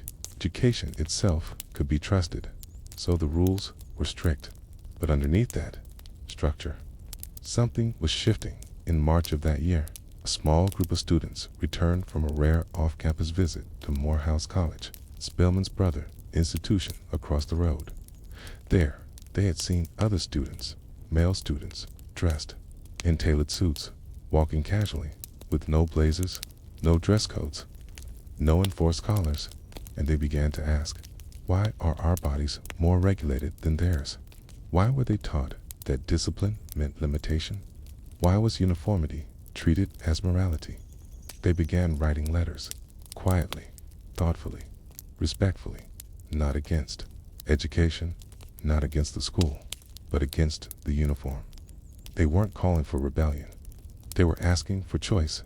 Could students wear the uniform for chapel, but not for daily classes? Could they wear brighter colors in spring? Could they design their own modest blouses? The administration's answer came in the form of a notice, posted on the chapel doors. Deviation from established attire reflects poorly on character and undermines the dignity of our institution. That was all it took. The next day, 12 students arrived at breakfast, wearing modest, handmade dresses. Still long, still dark, still professional, but not the uniform. No logo, no crest, no assigned blazer. They did not speak. They did not protest. They simply appeared. By midweek, the number grew to 40-3. What happened next was not dramatic, but it was precise. Students were quietly pulled aside after meals, asked to meet with deans, told their scholarships might be reconsidered, told their attitude was being observed. No one was expelled. No one was suspended. But the message was clear. Your clothes are not just your clothes. They are your permission to belong. And the girls knew it. So did the community. Whispers began among faculty. Some supported the students, but feared the backlash. Others feared the attention from white donors and local press. But no article was ever written. No headline read, Spelman students protest skirt hymnlines. Its moment never entered the canon of American protest, because it was quiet, because it was about girls, because it was about clothes, and because, perhaps, it was too boring. But what the students understood, and what history often forgets, is that appearance is policy in schools, courtrooms, in protests, in parades. What you wear becomes what they see. And in 1926, what those young women saw was a system that linked their obedience to their body, their silence to their scholarship, their future to a blazer dot. So they stepped outside of that shape, just slightly, and let the silence of their new outfits speak for them. So the question becomes, rebellion comes not with a raised voice, but a lowered collar. Is it still rebellion? And when protest is ignored because it looks polite, was that the plan all along? Back to early April of 1926, the courtyard at Spelman Seminary had become a quiet gallery of difference. Some girls still wore the uniform navy blazer, starched blouse, crest pinned firmly to the chest. Others now wore variations, deep browns, muted burgundies, hand-sewn jackets without insignia, ankle-length skirts trimmed with lace. Still conservative, still elegant, still proper, but different. And that difference, though it broke no formal rule, was noticed more than anything. The administration feared attention, not from students, not from the press, but from donors. The institution, like so many black colleges of the era, survived on a thin thread of white philanthropic funding. Every brochure, every yearbook, every letter to northern benefactors painted the school as a place of order, piety, discipline, a perfect answer to Reconstruction's unspoken question. Could black women be molded into respectable citizens? The uniform was never just about modesty. It was about legibility. To look proper in the eyes of white society was to be safe, and to deviate, even quietly, was to remind the country that black women had wills of their own. Inside the administration building, a series of quiet meetings began. Dean Margaret Hall A white missionary turned educator from Massachusetts kept detailed notes in one entry, dated April 11th. The girls insist their garments reflect dignity and self-respect, but their tone suggests something else: independence. She later wrote, "This is not about clothing. It is about hierarchy." And in that, she was right, because what the students had begun to realize was not just that they wanted different clothes. They wanted to choose to shape how they were seen, not according to someone else's fear, but according to their own intellect and pride. Among the students, the protests remained peaceful. There were no plans to march, no late-night meetings, no slogans, only the decision to dress each day. In clothes they chose themselves, clothes that still honored the school's expectations, but no longer accepted the notion that virtue must wear a crest. Some faculty quietly expressed admiration. One math teacher began wearing less formal attire herself. Visiting alumna complimented the students' refined expression of conviction. But the pressure from above intensified. By late April, all non-uniform students were told they would not be permitted to sit in the front rows at chapel. They could not represent the school at city events, would not be allowed to serve as class officers.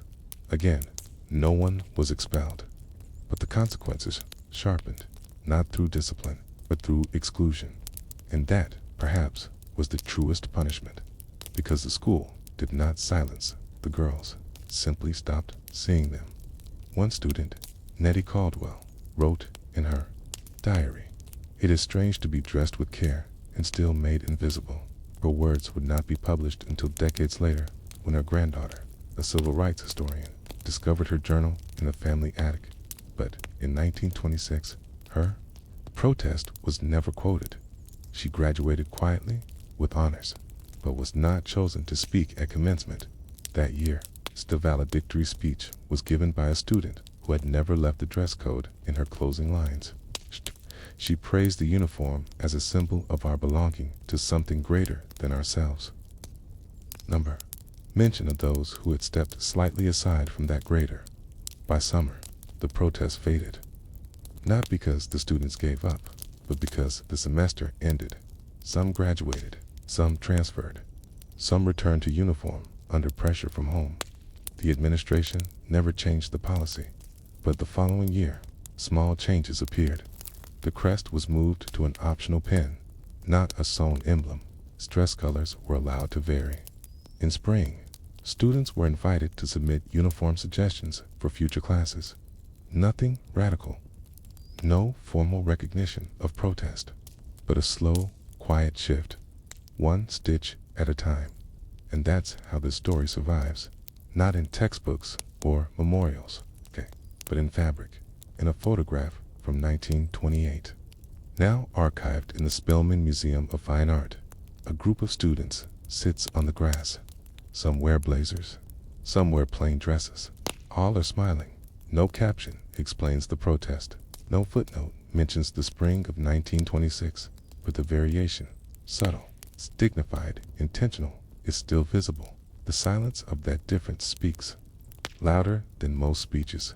So now, nearly a century later, we ask, how many small rebellions go unnoticed? Not because they failed, but because they refused to shout. And how many uniforms are still worn today? Not out of pride, but out of fear of what might happen if we took them off. By the time Paul returned to Spelman Seminary in 1926, the protest had passed.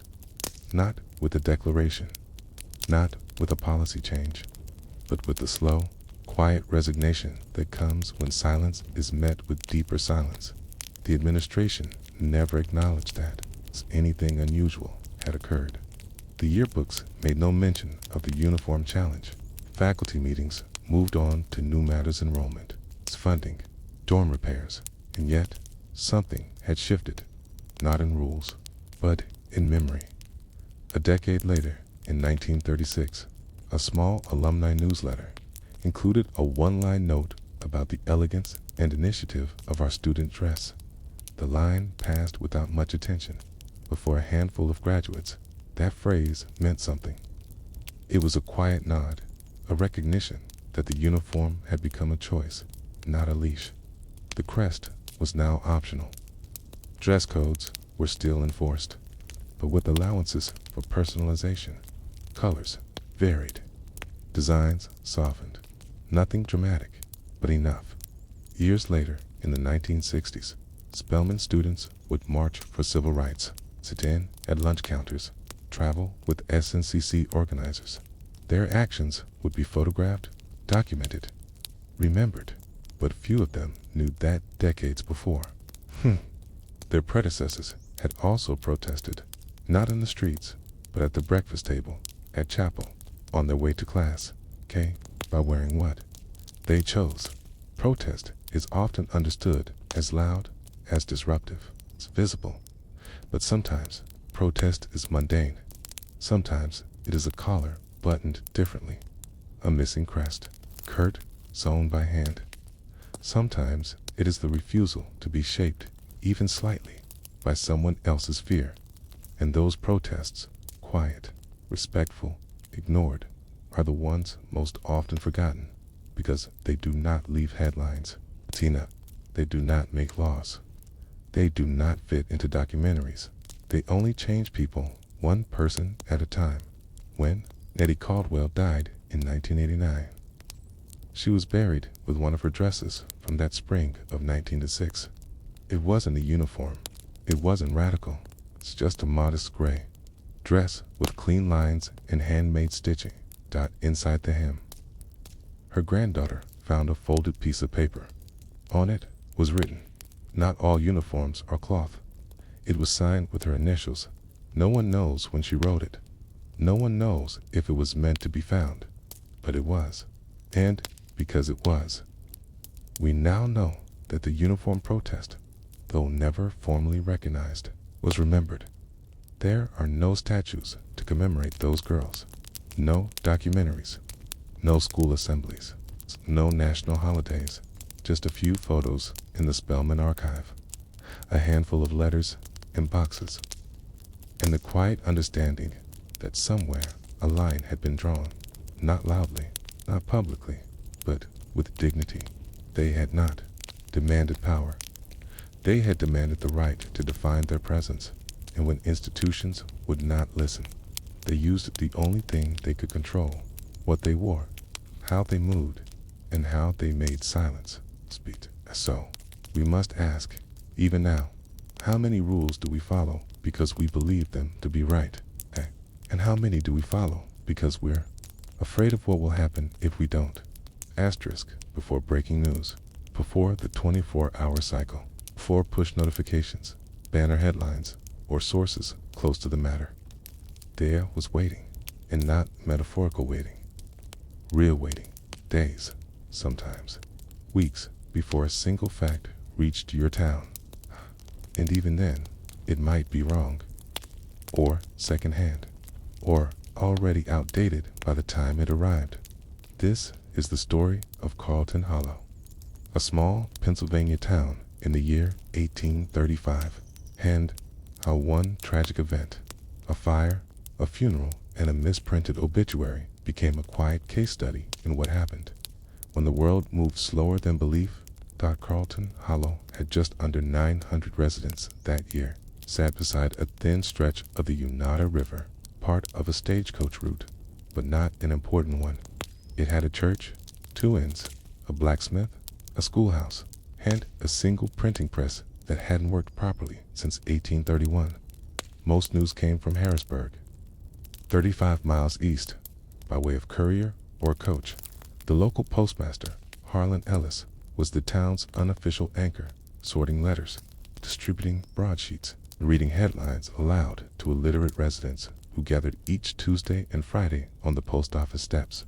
But in August of 1835, something odd happened. A single sheet of newsprint arrived from Harrisburg, damp and wrinkled. It had a small tear on the upper right, and it bore a headline that would ignite the town, though not immediately. Fire at Stonebridge School, 8 dead. 3 Mrs. Sion among the missing. Julia Cartwright, 16-year-old student, formerly of Carlton Hollow. The line was small, The details brief. The article stated that the fire had broken out during a summer lesson. Several students were injured. A teacher had perished. 2 girls had not yet been found. And then a final note. Julia Cartwright of this parish is believed to have died in the blaze. But Julia Cartwright was alive. She had left Stonebridge the week before the fire, her mother having fallen ill, and had returned home to Carlton Hollow 3 days before the newspaper arrived. She was, the very moment her obituary was being read aloud, sitting beside her mother's bedside, mending a blanket. The town did not know that yet. They only knew what the paper said, and because the news was printed, it was believed. For many in Carlton Hollow, the news was not just information. It was confirmation. Julia's teacher, Miss Wainwright, had been strict. Julia's departure had been quiet. Rumors swirled that she'd struggled at school, wanted to leave early, and so, when the obituary claimed she had perished, it didn't seem implausible. It fit what they expected. By evening, a funeral was planned. A minister from the Reformed chapel agreed to speak. Julia's friends, or rather, her former classmates, gathered wildflowers and black sashes. A wreath was hung on the church door, and by nightfall, someone had written a eulogy, tender, respectful. Final, it would have proceeded as planned, had Julia not walked into the post office the next morning to mail a letter. The shock was total. Gasps, screams. One woman fainted. The postmaster himself, Mr. Ellis, reportedly dropped a sack of mail. For a full minute, no one spoke. Then, someone accused Julia of playing a cruel trick. Then another insisted she must be a cousin. Another swore it was a ghost.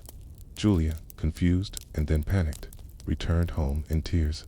Her mother, still ill, demanded the minister visit immediately by afternoon. The truth had settled uneasily. The newspaper had been wrong. A retraction, days later, would explain that Julia's name had been confused with that of another girl, June Cartwright. No relation, but for Carlton Hollow, the damage had already been done, because in the space of a single, slow-moving story, Julia had died, been mourned, and then doubted, all because the town had read her name before they saw her face. News in 1835 moved no faster than the roads allowed, a horse's pace, a river's drift, courier's schedule, and in that space, between fact and arrival, something strange occurred. Belief grew. People didn't just receive news, they shaped it, filled in the blanks, turned sparse headlines into personal meaning, and when the truth finally arrived, it often had to compete with a version that was already more satisfying, more emotional, more complete. Julia Cartwright never returned to school. Her story became a local myth. Some said she'd cursed the printing press. Others said the mix-up had shamed her family. Even after she married, moved west, and started her own school in Illinois, people in Carlton Hollow still told versions of the tale where she had never come back. The truth had returned, but not all hearts accepted it. So now we ask, what happens when news moves slower than assumption, when belief outruns evidence, and when the correction arrives, right? But the funeral has already taken place. Asterisk, 4 days after the misprinted obituary. A second newspaper arrived in Carlton Hollow. It came tucked in a larger mail bundle, carefully wrapped, entwined, and marked with a note from the Harrisburg Gazette's editor. Please circulate this correction with urgency. Names were printed in error. It was a single line, buried near the bottom of the second page. In the matter of the Stonebridge school fire, the name Julia Cartwright was mistakenly printed. The victim was, in fact, June Cartwright of Lewisburg. We regret the confusion. Apology. No explanation of how the mistake occurred. No mention of the town that had mourned a living girl. The correction was factual, brief, almost dismissive, as if the emotional damage it addressed had not happened at all. The postmaster, Mr. Ellis read the line aloud on the post office steps just after noon. A few people clapped. Some murmured. Someone said, "Well, it's over now." Quiet. Julia Cartwright was still at home, still shaken, still avoiding the town center. Her mother had recovered from illness, but not from anger. She sent letters to the school in Stonebridge demanding an apology, though they had never published the obituary. The printer in Harrisburg responded with a vague note about typesetting confusion and offered to mail her a year's subscription to the Gazette. Free of charge, she declined. Asterisk. But something more troubling lingered. Despite the correction, strange unease had settled over Carlton Hollow, not just about the event itself, but about what it revealed. People began to ask quiet questions. How had they believed it so easily? Why hadn't anyone walked the few blocks to confirm Julia's presence? Why had they arranged her memorial so quickly and with such certainty? Some said it was because her family kept to themselves. Others blamed the solemn tone of the newspaper. Still others suggested that no one really thought to doubt a printed word, because print was, at the time, truth. But in reality, it was something simpler, more human. In 1835, news didn't just inform, it completed the silence. And when people read that Julia had died, they began to remember things that matched the idea. Her early return home, her quietness, the fact that she never said goodbye to her classmates, all things that were neutral, till the story gave them a frame. Julia, for her part, refused to attend chapel for 3 weeks. Not out of rebellion, out of shame. Some girls avoided her, uncertain how to greet someone they had already mourned. Others whispered that she had enjoyed the attention. A boy she had been courting returned a borrowed book with no note inside. In time, things softened. She resumed her studies with a local tutor. She volunteered at the library. She even hosted a tea for some of the same classmates who had laid flowers for her funeral. But even then, the memory remained, because the news had moved slowly, but belief had moved fast, and belief, once it settles, leaves something behind, even after the facts catch up. Decades later, when Julia's granddaughter visited Carlton Hollow to research family history, she found a ledger at the church office labeled Funeral Programs, 1830 to 1901. Inside was a printed program in loving memory of Julia Cartwright, April 12, 1835. It's gone, but not forgotten. She brought it to the librarian and asked, gently, but my grandmother lived until 1891. The librarian smiled faintly. I suppose the paper said otherwise, and closed the book, because that's what slow news did. It arrived like truth, was accepted like gospel, and when it was wrong, its footprints stayed behind. The wrong name on a funeral notice, the corrected paper in a drawer. The girl who lived, but not quite the same way ever again. So we ask, when a false report is printed, and then believed, and then corrected, which part becomes history? And when does the mistake end? When the words are retracted, when the crowd moves on? Or does it end only when the person misremembered finally stops trying to explain herself? Asterisk, by the end of the summer of 1835, Carlton Hollow had returned to its rhythms. The ferry resumed its twice-weekly runs. Children began lessons in the one-room schoolhouse. Harlan Ellis reorganized the post office shelves. The smell of apples drifted from the orchard on the South Hill. But in a town that small, memory didn't reset. It curled inward, repackaged itself as caution. And though Julia Cartwright had not died in a fire, something had, in a way, ended. Not her life, but the ease with which people looked at her, even after the correction was known. Her name lingered in strange conversations. When her father passed 2 years later, some neighbors whispered that the girl had already been through so much when she married at age 21. The pastor introduced her as a young woman who once reminded us how fragile life can be. At the back of the chapel, someone muttered, "She died once, you know, in the papers." And though Julia smiled through it, accepted well wishes, sent thank you notes with perfect penmanship, she never mentioned the obituary again. Not publicly. Not to friends. Not even to her children. Only in her journals. Quiet, unadorned entries with firm lines. Did she write the truth? The day I died on the page was the day I learned not all lies are told with malice. Some are simply believed too quickly. Carlton Hollow never had another newspaper misprint quite like that. In fact, by the 1850s, the town had its own small printing press again. A 2-page circular that published announcements, sermons, and crop prices, but no obituaries. Not for another 20 years, not until 1856, when a local teacher passed from pneumonia and her family insisted her name be printed clearly, twice, with a correction disclaimer attached, just in case. The printer obliged. He wrote at the bottom of the column, "All details herein are confirmed by personal witness." It was unnecessary, but it was remembered because the Cartwright mistake had become a story inside the town, one passed between generations, not as gossip, but as warning.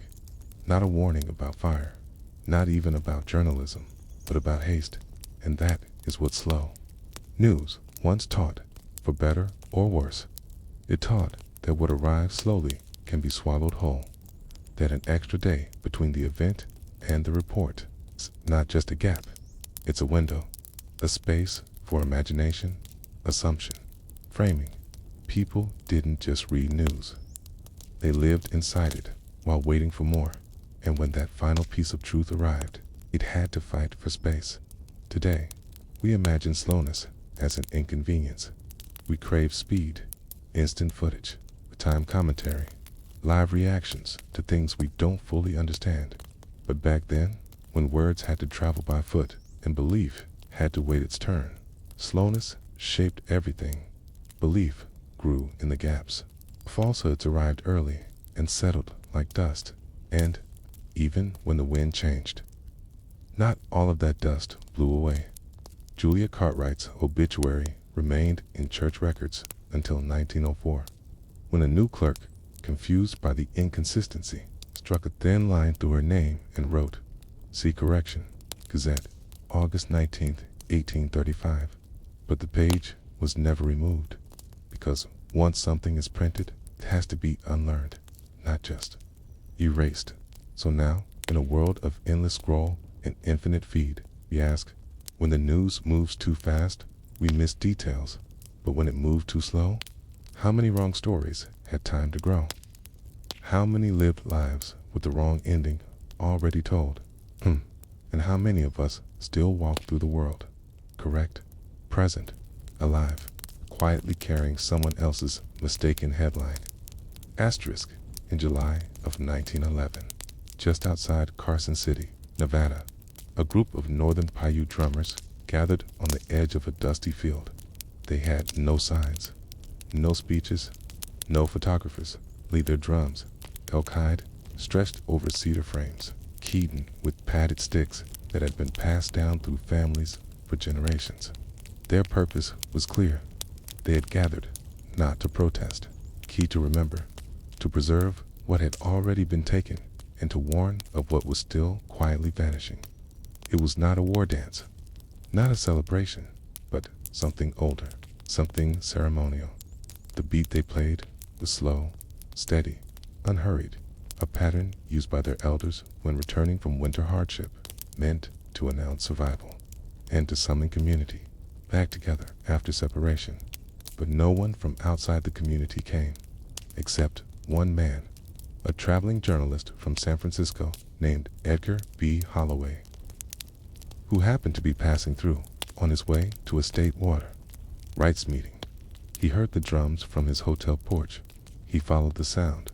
He watched the circle. And then he wrote an article. That article, published 5 days later in the Nevada Courier, was titled "Strange Drums, Sound in the Desert, Echoes of a Vanishing Tribe." It was meant as curiosity, maybe even flattery.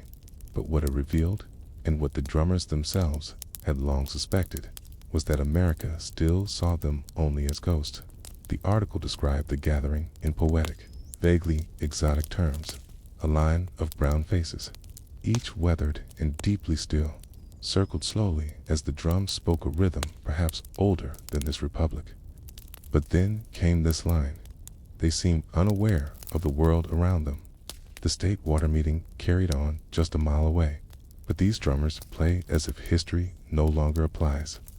That line carried weight, because just one day before the drumming, that state water meeting had confirmed a set of irrigation projects that would divert rivers from tribal lands, the very lands where the Paiute had been growing crops, grazing livestock, and drawing water for centuries. The drums had not been unaware. They had been responding, but Holloway did not ask. He did not speak to the elders, simply described what he saw or what he thought he saw, and left. Article spread. Within weeks, newspapers across the West reprinted variations. Some ran illustrations of generic Indian faces. Others added their own headlines. Tribe drums, farewell to the past. Songs from a lost people. None were accurate, but none were questioned, because the narrative had already formed that indigenous culture was fading, that this moment was not protest, but mourning, that the drummers were not resisting. They were accepting asterisk. What the articles missed, and what would be uncovered decades later, was that the rhythm played that day had a very specific meaning. It was called Shunu Tava, loosely translated as the pulse of standing ground. Diu was traditionally used during droughts or forced relocations, not as lament, but as defiance. It was meant to say, we are still here. We remember. It was not an elegy. It was a claim, but the journalists couldn't hear it. Or maybe they didn't want to. A peaceful, sorrowful tribe was easier to digest than a precise, rhythmic refusal to disappear. Asterisk. In the years that followed, the drum pattern was preserved by just a handful of families. Most who had gathered that day were displaced by the water projects, some moved to other reservations, others scattered to California cities. A few remained. Quietly, by 1923, the site where the drummers had gathered was part of a dry canal bed. The state never acknowledged the gathering. It remained absent from water meeting minutes. No record was made of who played. No explanation of what the beat meant. Only the article remained, and over time, even that faded, becoming a footnote in regional folklore books under categories like native curiosities or vanishing cultures. But they had not vanished, and the culture had not disappeared. Only the story had, or rather the true one, had been replaced. Because when you don't ask what a drum is saying, you are free to imagine anything, and imagination, when unchecked, can sound a lot like history. So, now we ask, what sounds have we misunderstood? Not because they were unclear, but because we arrived already believing they were echoes. And when a people speaks without words, what happens if the only one listening brings his own captions? Asterisk, the headline had already traveled farther than the drummers ever could. Echoes of a vanishing tribe. The phrase reappeared in newspaper clippings, local tourism brochures, and even in the promotional literature for the new Desert Springs irrigation project, which included a brief nod to the local cultural heritage of the area, citing the 1911 drumming as evidence of the closing chapter of native tradition. What it had actually been was a warning, a heartbeat, message, steady, deliberate announcement that the people of that land had not agreed to be erased. But that's not what the audience heard. Because when the listener decides the meaning, before the sound finishes, the meaning gets rewritten, and then republished, and then forgotten in Paiute oral tradition. The rhythm Shinutava was used rarely, not for ceremony, not for grief, but for gathering will in times of relocation, resource theft, or legal erasure. It was not always defiant. Sometimes it was used simply to maintain connection, to call families back together after dispersal, to mark a boundary, even if the law no longer recognized it. But none of that was mentioned in Holloway's 1911 article, because he did not ask. Instead, he described slow, hypnotic tapping that may once have summoned buffalo or storms, reducing precise rhythm to vague mysticism. He called the singers weathered ghosts of a forgotten era.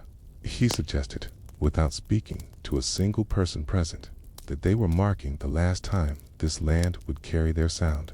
But the land did not forget, and neither did the people. In 1944, an anthropology student from the University of Nevada named Miriam Atwater came across the original article while researching native irrigation practices. She was curious about the mention of a drumming circle and decided to track down any living descendants. What she found surprised her. Not only were many of the families in the 1911 gathering still nearby, some just miles from the original site, but they still remembered the event. And more strikingly, they remembered the newspaper article. One elder, Thomas Raintree, then in his 80s, said this: "They came and watched. Then they left and told a story we weren't part of." He described how, in the days after the article appeared, some local officials began referring to the land as unoccupied, how discussions about water use became more aggressive, how the article was cited indirectly as evidence that the tribe is no longer active. That sentence, spoken in a county planning meeting, had real consequences, because if a people is described as fading, they are easier to move, it's easier to ignore, easier to overwrite. Atwater's notes from her research trip are preserved in a university archive. In one entry, she writes, "It occurs to me that the rhythm was never the vanishing sound. The silence that followed was the real danger." Right? Silence was not chosen, because when no one is asked what their sound means, their silence is treated as agreement. And that is how the caption outlives the song. The descendants of those 1911 drummers continued to gather, not always in public and not always on that land, but the rhythm survived in 1978, and the American Indian Religious Freedom Act was passed. A small private gathering was held near the original site. No journalists, no press, no signs, just drums. One beat, then another, slower this time, but steady, not in protest, in memory, and perhaps in subtle rebuttal, because the danger of misrepresentation is not just in the first mistake, it's in the repetition. Each time the article was reprinted, each time it was quoted as evidence of disappearing cultures, it turned a living act into a farewell, and eventually that farewell was accepted as truth, not because the people agreed, but because they were never asked again. So we ask now, what stories do we keep telling? Not because they're accurate, but because they've been printed too many times to question. And when we call something vanishing, are we mourning it or helping it disappear? Asterisk. In 1983, cassette tape was mailed to the Nevada State Historical Society. It came in a padded envelope with no return address. Inside was a handwritten label, Shuno Tava, remembering 1911. The tape contained a single track. It's 3 minutes and 17 seconds long. It began with silence. Then came a heartbeat-like rhythm, soft, patient, deliberate. The drum beat was not dramatic, not fast, just steady. The recording hissed gently, the result of wind or poor equipment. But beneath that static, the sound pulsed like breath, as if the land itself was exhaling. The accompanying note was unsigned. It read, "This is the rhythm they misunderstood. They said it was fading, but it's still here." Archivists cataloged the tape, filed it under oral materials, MISC, and placed it in a box among unrelated interviews and field notes. For years, no one played it again until 1999, when a graduate student researching native protest forms came across the file. She was working on a paper about nonverbal resistance, and there it was, the sound that had once been erased with a caption. The student, Lenora Hill, herself a descendant of the Northern Paiute, played the tape at a regional conference. At first, the room was restless. Some attendees whispered, others checked their watches, but slowly the beat began to fill the space. The rhythm, repetitive, but shifting slightly with each phrase, seemed to fold into itself like breath. When the tape ended, no one spoke. Lenora said only this: "You just heard 3 minutes of survival." In 1911, they called it the sound of extinction. But you heard it today. So, which version will you remember? This is how history reasserts itself. Not with spectacle, not always with facts, but sometimes with a repetition that refuses to vanish. The drums of 1911 never stopped entirely. They just moved to basements, backyards, church halls, ceremonies unlisted in the paper. The rhythm became something inherited, not as performance, but as resistance against forgetting. Today, you can still find traces, not in textbooks, and stories passed between families. A grandmother tapping her knee without realizing it. A child learning how to rap El-Qaeda without being told what it's for. A funeral where no words are spoken, only rhythm, and always the unspoken knowledge that meaning can survive even when it is misread. Because the true tragedy of 1911 was not that no one listened, it's that someone did and chose the wrong words anyway. And that choice, that first poetic caption, was copied again and again until it became a fact. A beautiful, tragic lie. But the drums didn't lie. They said, "We are still here. We do not need translation. You may forget us, but we have remembered ourselves.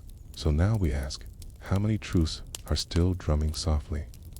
Just out of range of a microphone, just behind a caption, just past the edge of a newspaper column. And if we stop talking long enough, would we finally hear them?"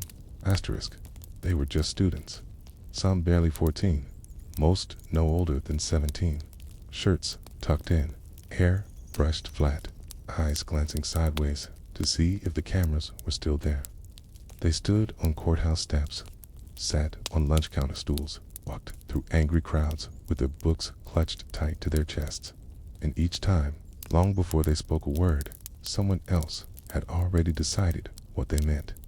This is the story of how teenagers became symbols in the mid-20th century United States, not because they wanted to be, not because they knew how to carry the weight, but because adults decided they were easier to look at than the truth they represented. It begins, or at least sharpens, in 1957 in Little Rock, Arkansas. 9 black students enrolled at Central High School after the Supreme Court's ruling in Brown v. Board of Education declared segregated schools unconstitutional. They were called the Little Rock Nine, and almost instantly it became national symbols, not individuals, not children. Symbols that the headlines came fast. Integration begins. Courage in the face of hate. America's youth faces its future. There were photographs, sharp black and white frames, showing the students walking into school under the protection of federal troops. Elizabeth Eckford, in sunglasses, surrounded by a screaming mob, Ernest Green, in a suit, looking ahead. But those images did not ask them how they felt. They told the public how to feel about them. And once a face becomes symbolic, it rarely gets to be human again. Reporters described the students as stoic, dignified, as well-behaved. The implication was always the same. These young people are acceptable because they are composed, because they do not scream, because they are polite. A few years later, in 1963, a different group of teenagers marched in Birmingham, Alabama. They were part of what became known as the Children's Crusade, thousands of school-aged students who walked out of classrooms and filled the streets in protest of segregation. Many were arrested, some were hosed, some were beaten. But what the newspapers published were photos of youth smiling in cuffs, children skipping between police lines. Small fists raised. The coverage turned the marches into spectacle, not resistance. White moderates praised the students' hope. Editorials remarked on the promise of a peaceful generation. But rarely did they discuss why the students were marching in the first place. Rarely did they quote what the children said, only how they looked. And in looking, the nation projected its own story onto them in time. This pattern repeated. Teenagers became the chosen image for moral crossroads. When busing sparked protests in Boston, it was photos of black students walking through screaming crowds that made the front pages. During Vietnam, it was high schoolers in ROTC uniforms or flower crowns. Each used to represent American values or anti-American decay, depending on who held the camera. In the 1980s, it was teen mothers, inner-city dropout statistics. Crack babies used to frame political platforms without ever asking the teens what they wanted. And each time, a child was real. Their fear, real. Their grief, real. But the public only saw the image, and the image was always edited. So now we ask, when a teenager stands for a cause, are they allowed to grow out of it? When their photo becomes part of history books? When their face becomes shorthand for justice or resistance or decay? Do they ever get to just be a person again? Or do we only remember what we needed them to mean? Asterisk. Symbols are easier to protect than people. They don't speak. They don't change. They don't grow up and complicate the story. But teenagers do. And when the public decides what they stand for, those teenagers often lose the right to stand for themselves. After the cameras leave, after the headlines fade, what's left is a life, one that rarely matches the story we tell about it. After Elizabeth Eckford was photographed walking stoically toward Central High in 1957, her face calm, her sunglasses dark, while a white woman screamed behind her, she became a civil rights icon. But in the days that followed, Elizabeth was alone. She had walked to school that morning by herself because no one told her the group plan had changed. She faced a mob because no one warned her. And then she faced a country that decided her face now belonged to a cause. Years later, in interviews, she spoke of how hard it was to be seen only as that photograph. People thought I was brave. I was terrified. I still am. She struggled with anxiety, depression, public expectation. She didn't ask to be famous. She didn't ask to be framed in silence, then ignored in life. But once her image became part of history, frozen in time, she could no longer edit it. The world had already captioned her. The same happened to others. Ruby Bridges, just 6 years old when she integrated a New Orleans elementary school in 1960, is depicted in Norman Rockwell's painting, The Problem We All Live With, escorted by federal marshals. Walking past a wall scrawled with slurs, the painting became iconic. It was used to teach tolerance.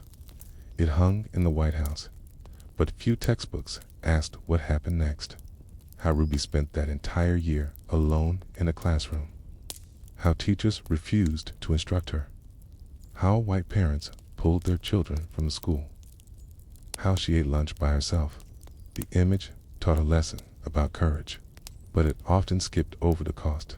In the 1990s, photographs of black teenagers in baggy clothes were used to symbolize violence. In the 2000s, images of Muslim teenagers in headscarves were framed to discuss national security. And in every case, they were not quoted. They were not interviewed. They were used. Their faces assigned meaning. Their lives bent around someone else's narrative, all without consent. And in 2019, it happened again. A viral video showed a teenage boy in a red hat standing in front of an indigenous elder with a drum. The clip was short, the moment unclear. But before the full footage emerged, before context was available, the boy became a symbol. Some said he was mocking. Others said he was composed. Editorials flew in from every direction. He became a national stand-in for entitlement or innocence, dudation, depending on the viewer. But in that moment, what no one asked was, what is it like to be 17 and wake up a metaphor? Because symbols can't speak, but real people are left holding the weight. This is the problem with using teenagers as moral mirrors. They reflect back what we want to see, but they break under the pressure when we forget they're still growing, and when they change, as all teenagers do. We call it betrayal, as if they were obligated to remain frozen in time, as if they were never people to begin with. Some tried to reclaim their stories in later years. Elizabeth Eckford and Hazel Bryan, the white woman, screaming in the background of that famous photo, met and spoke. They were photographed together, hugged in front of the same school steps.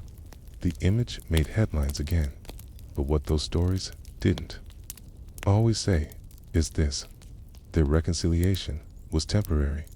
Their differences remained. Old wounds reopened, and they eventually parted ways, because history is not a tidy lesson, and symbols don't always survive as friends. So we ask again, when a teenager becomes a symbol who protects the child behind a message, and when we hold up their image as inspiration, what do we owe them after the moment has passed? Asterisk symbols don't age, but people do. The problem is, when your childhood is frozen into a photo, when your adolescence becomes a teaching tool, when millions of strangers have already decided who you were, growing up becomes complicated. Because who do you become when the world only remembers who you were that one day? After the Little Rock Nine made history, most of them left Arkansas. Some went north. Some joined the military. Some never returned. Ernest Green graduated in 1958, the first black student to do so from Central High. Dr. Martin Luther King Jr. attended the ceremony. A photo made front pages across the country, but what didn't make the news was the loneliness. Green later said that much of that final year felt like a long walk in silence. Even among history, the hallway echoes were real. Others faced lifelong mental health challenges. Menajin Brown was suspended for dropping a tray of chili on a white student after months of torment. Cass, she was expelled later and sent to New York. People remembered her defiance, Cass, but rarely her silence after.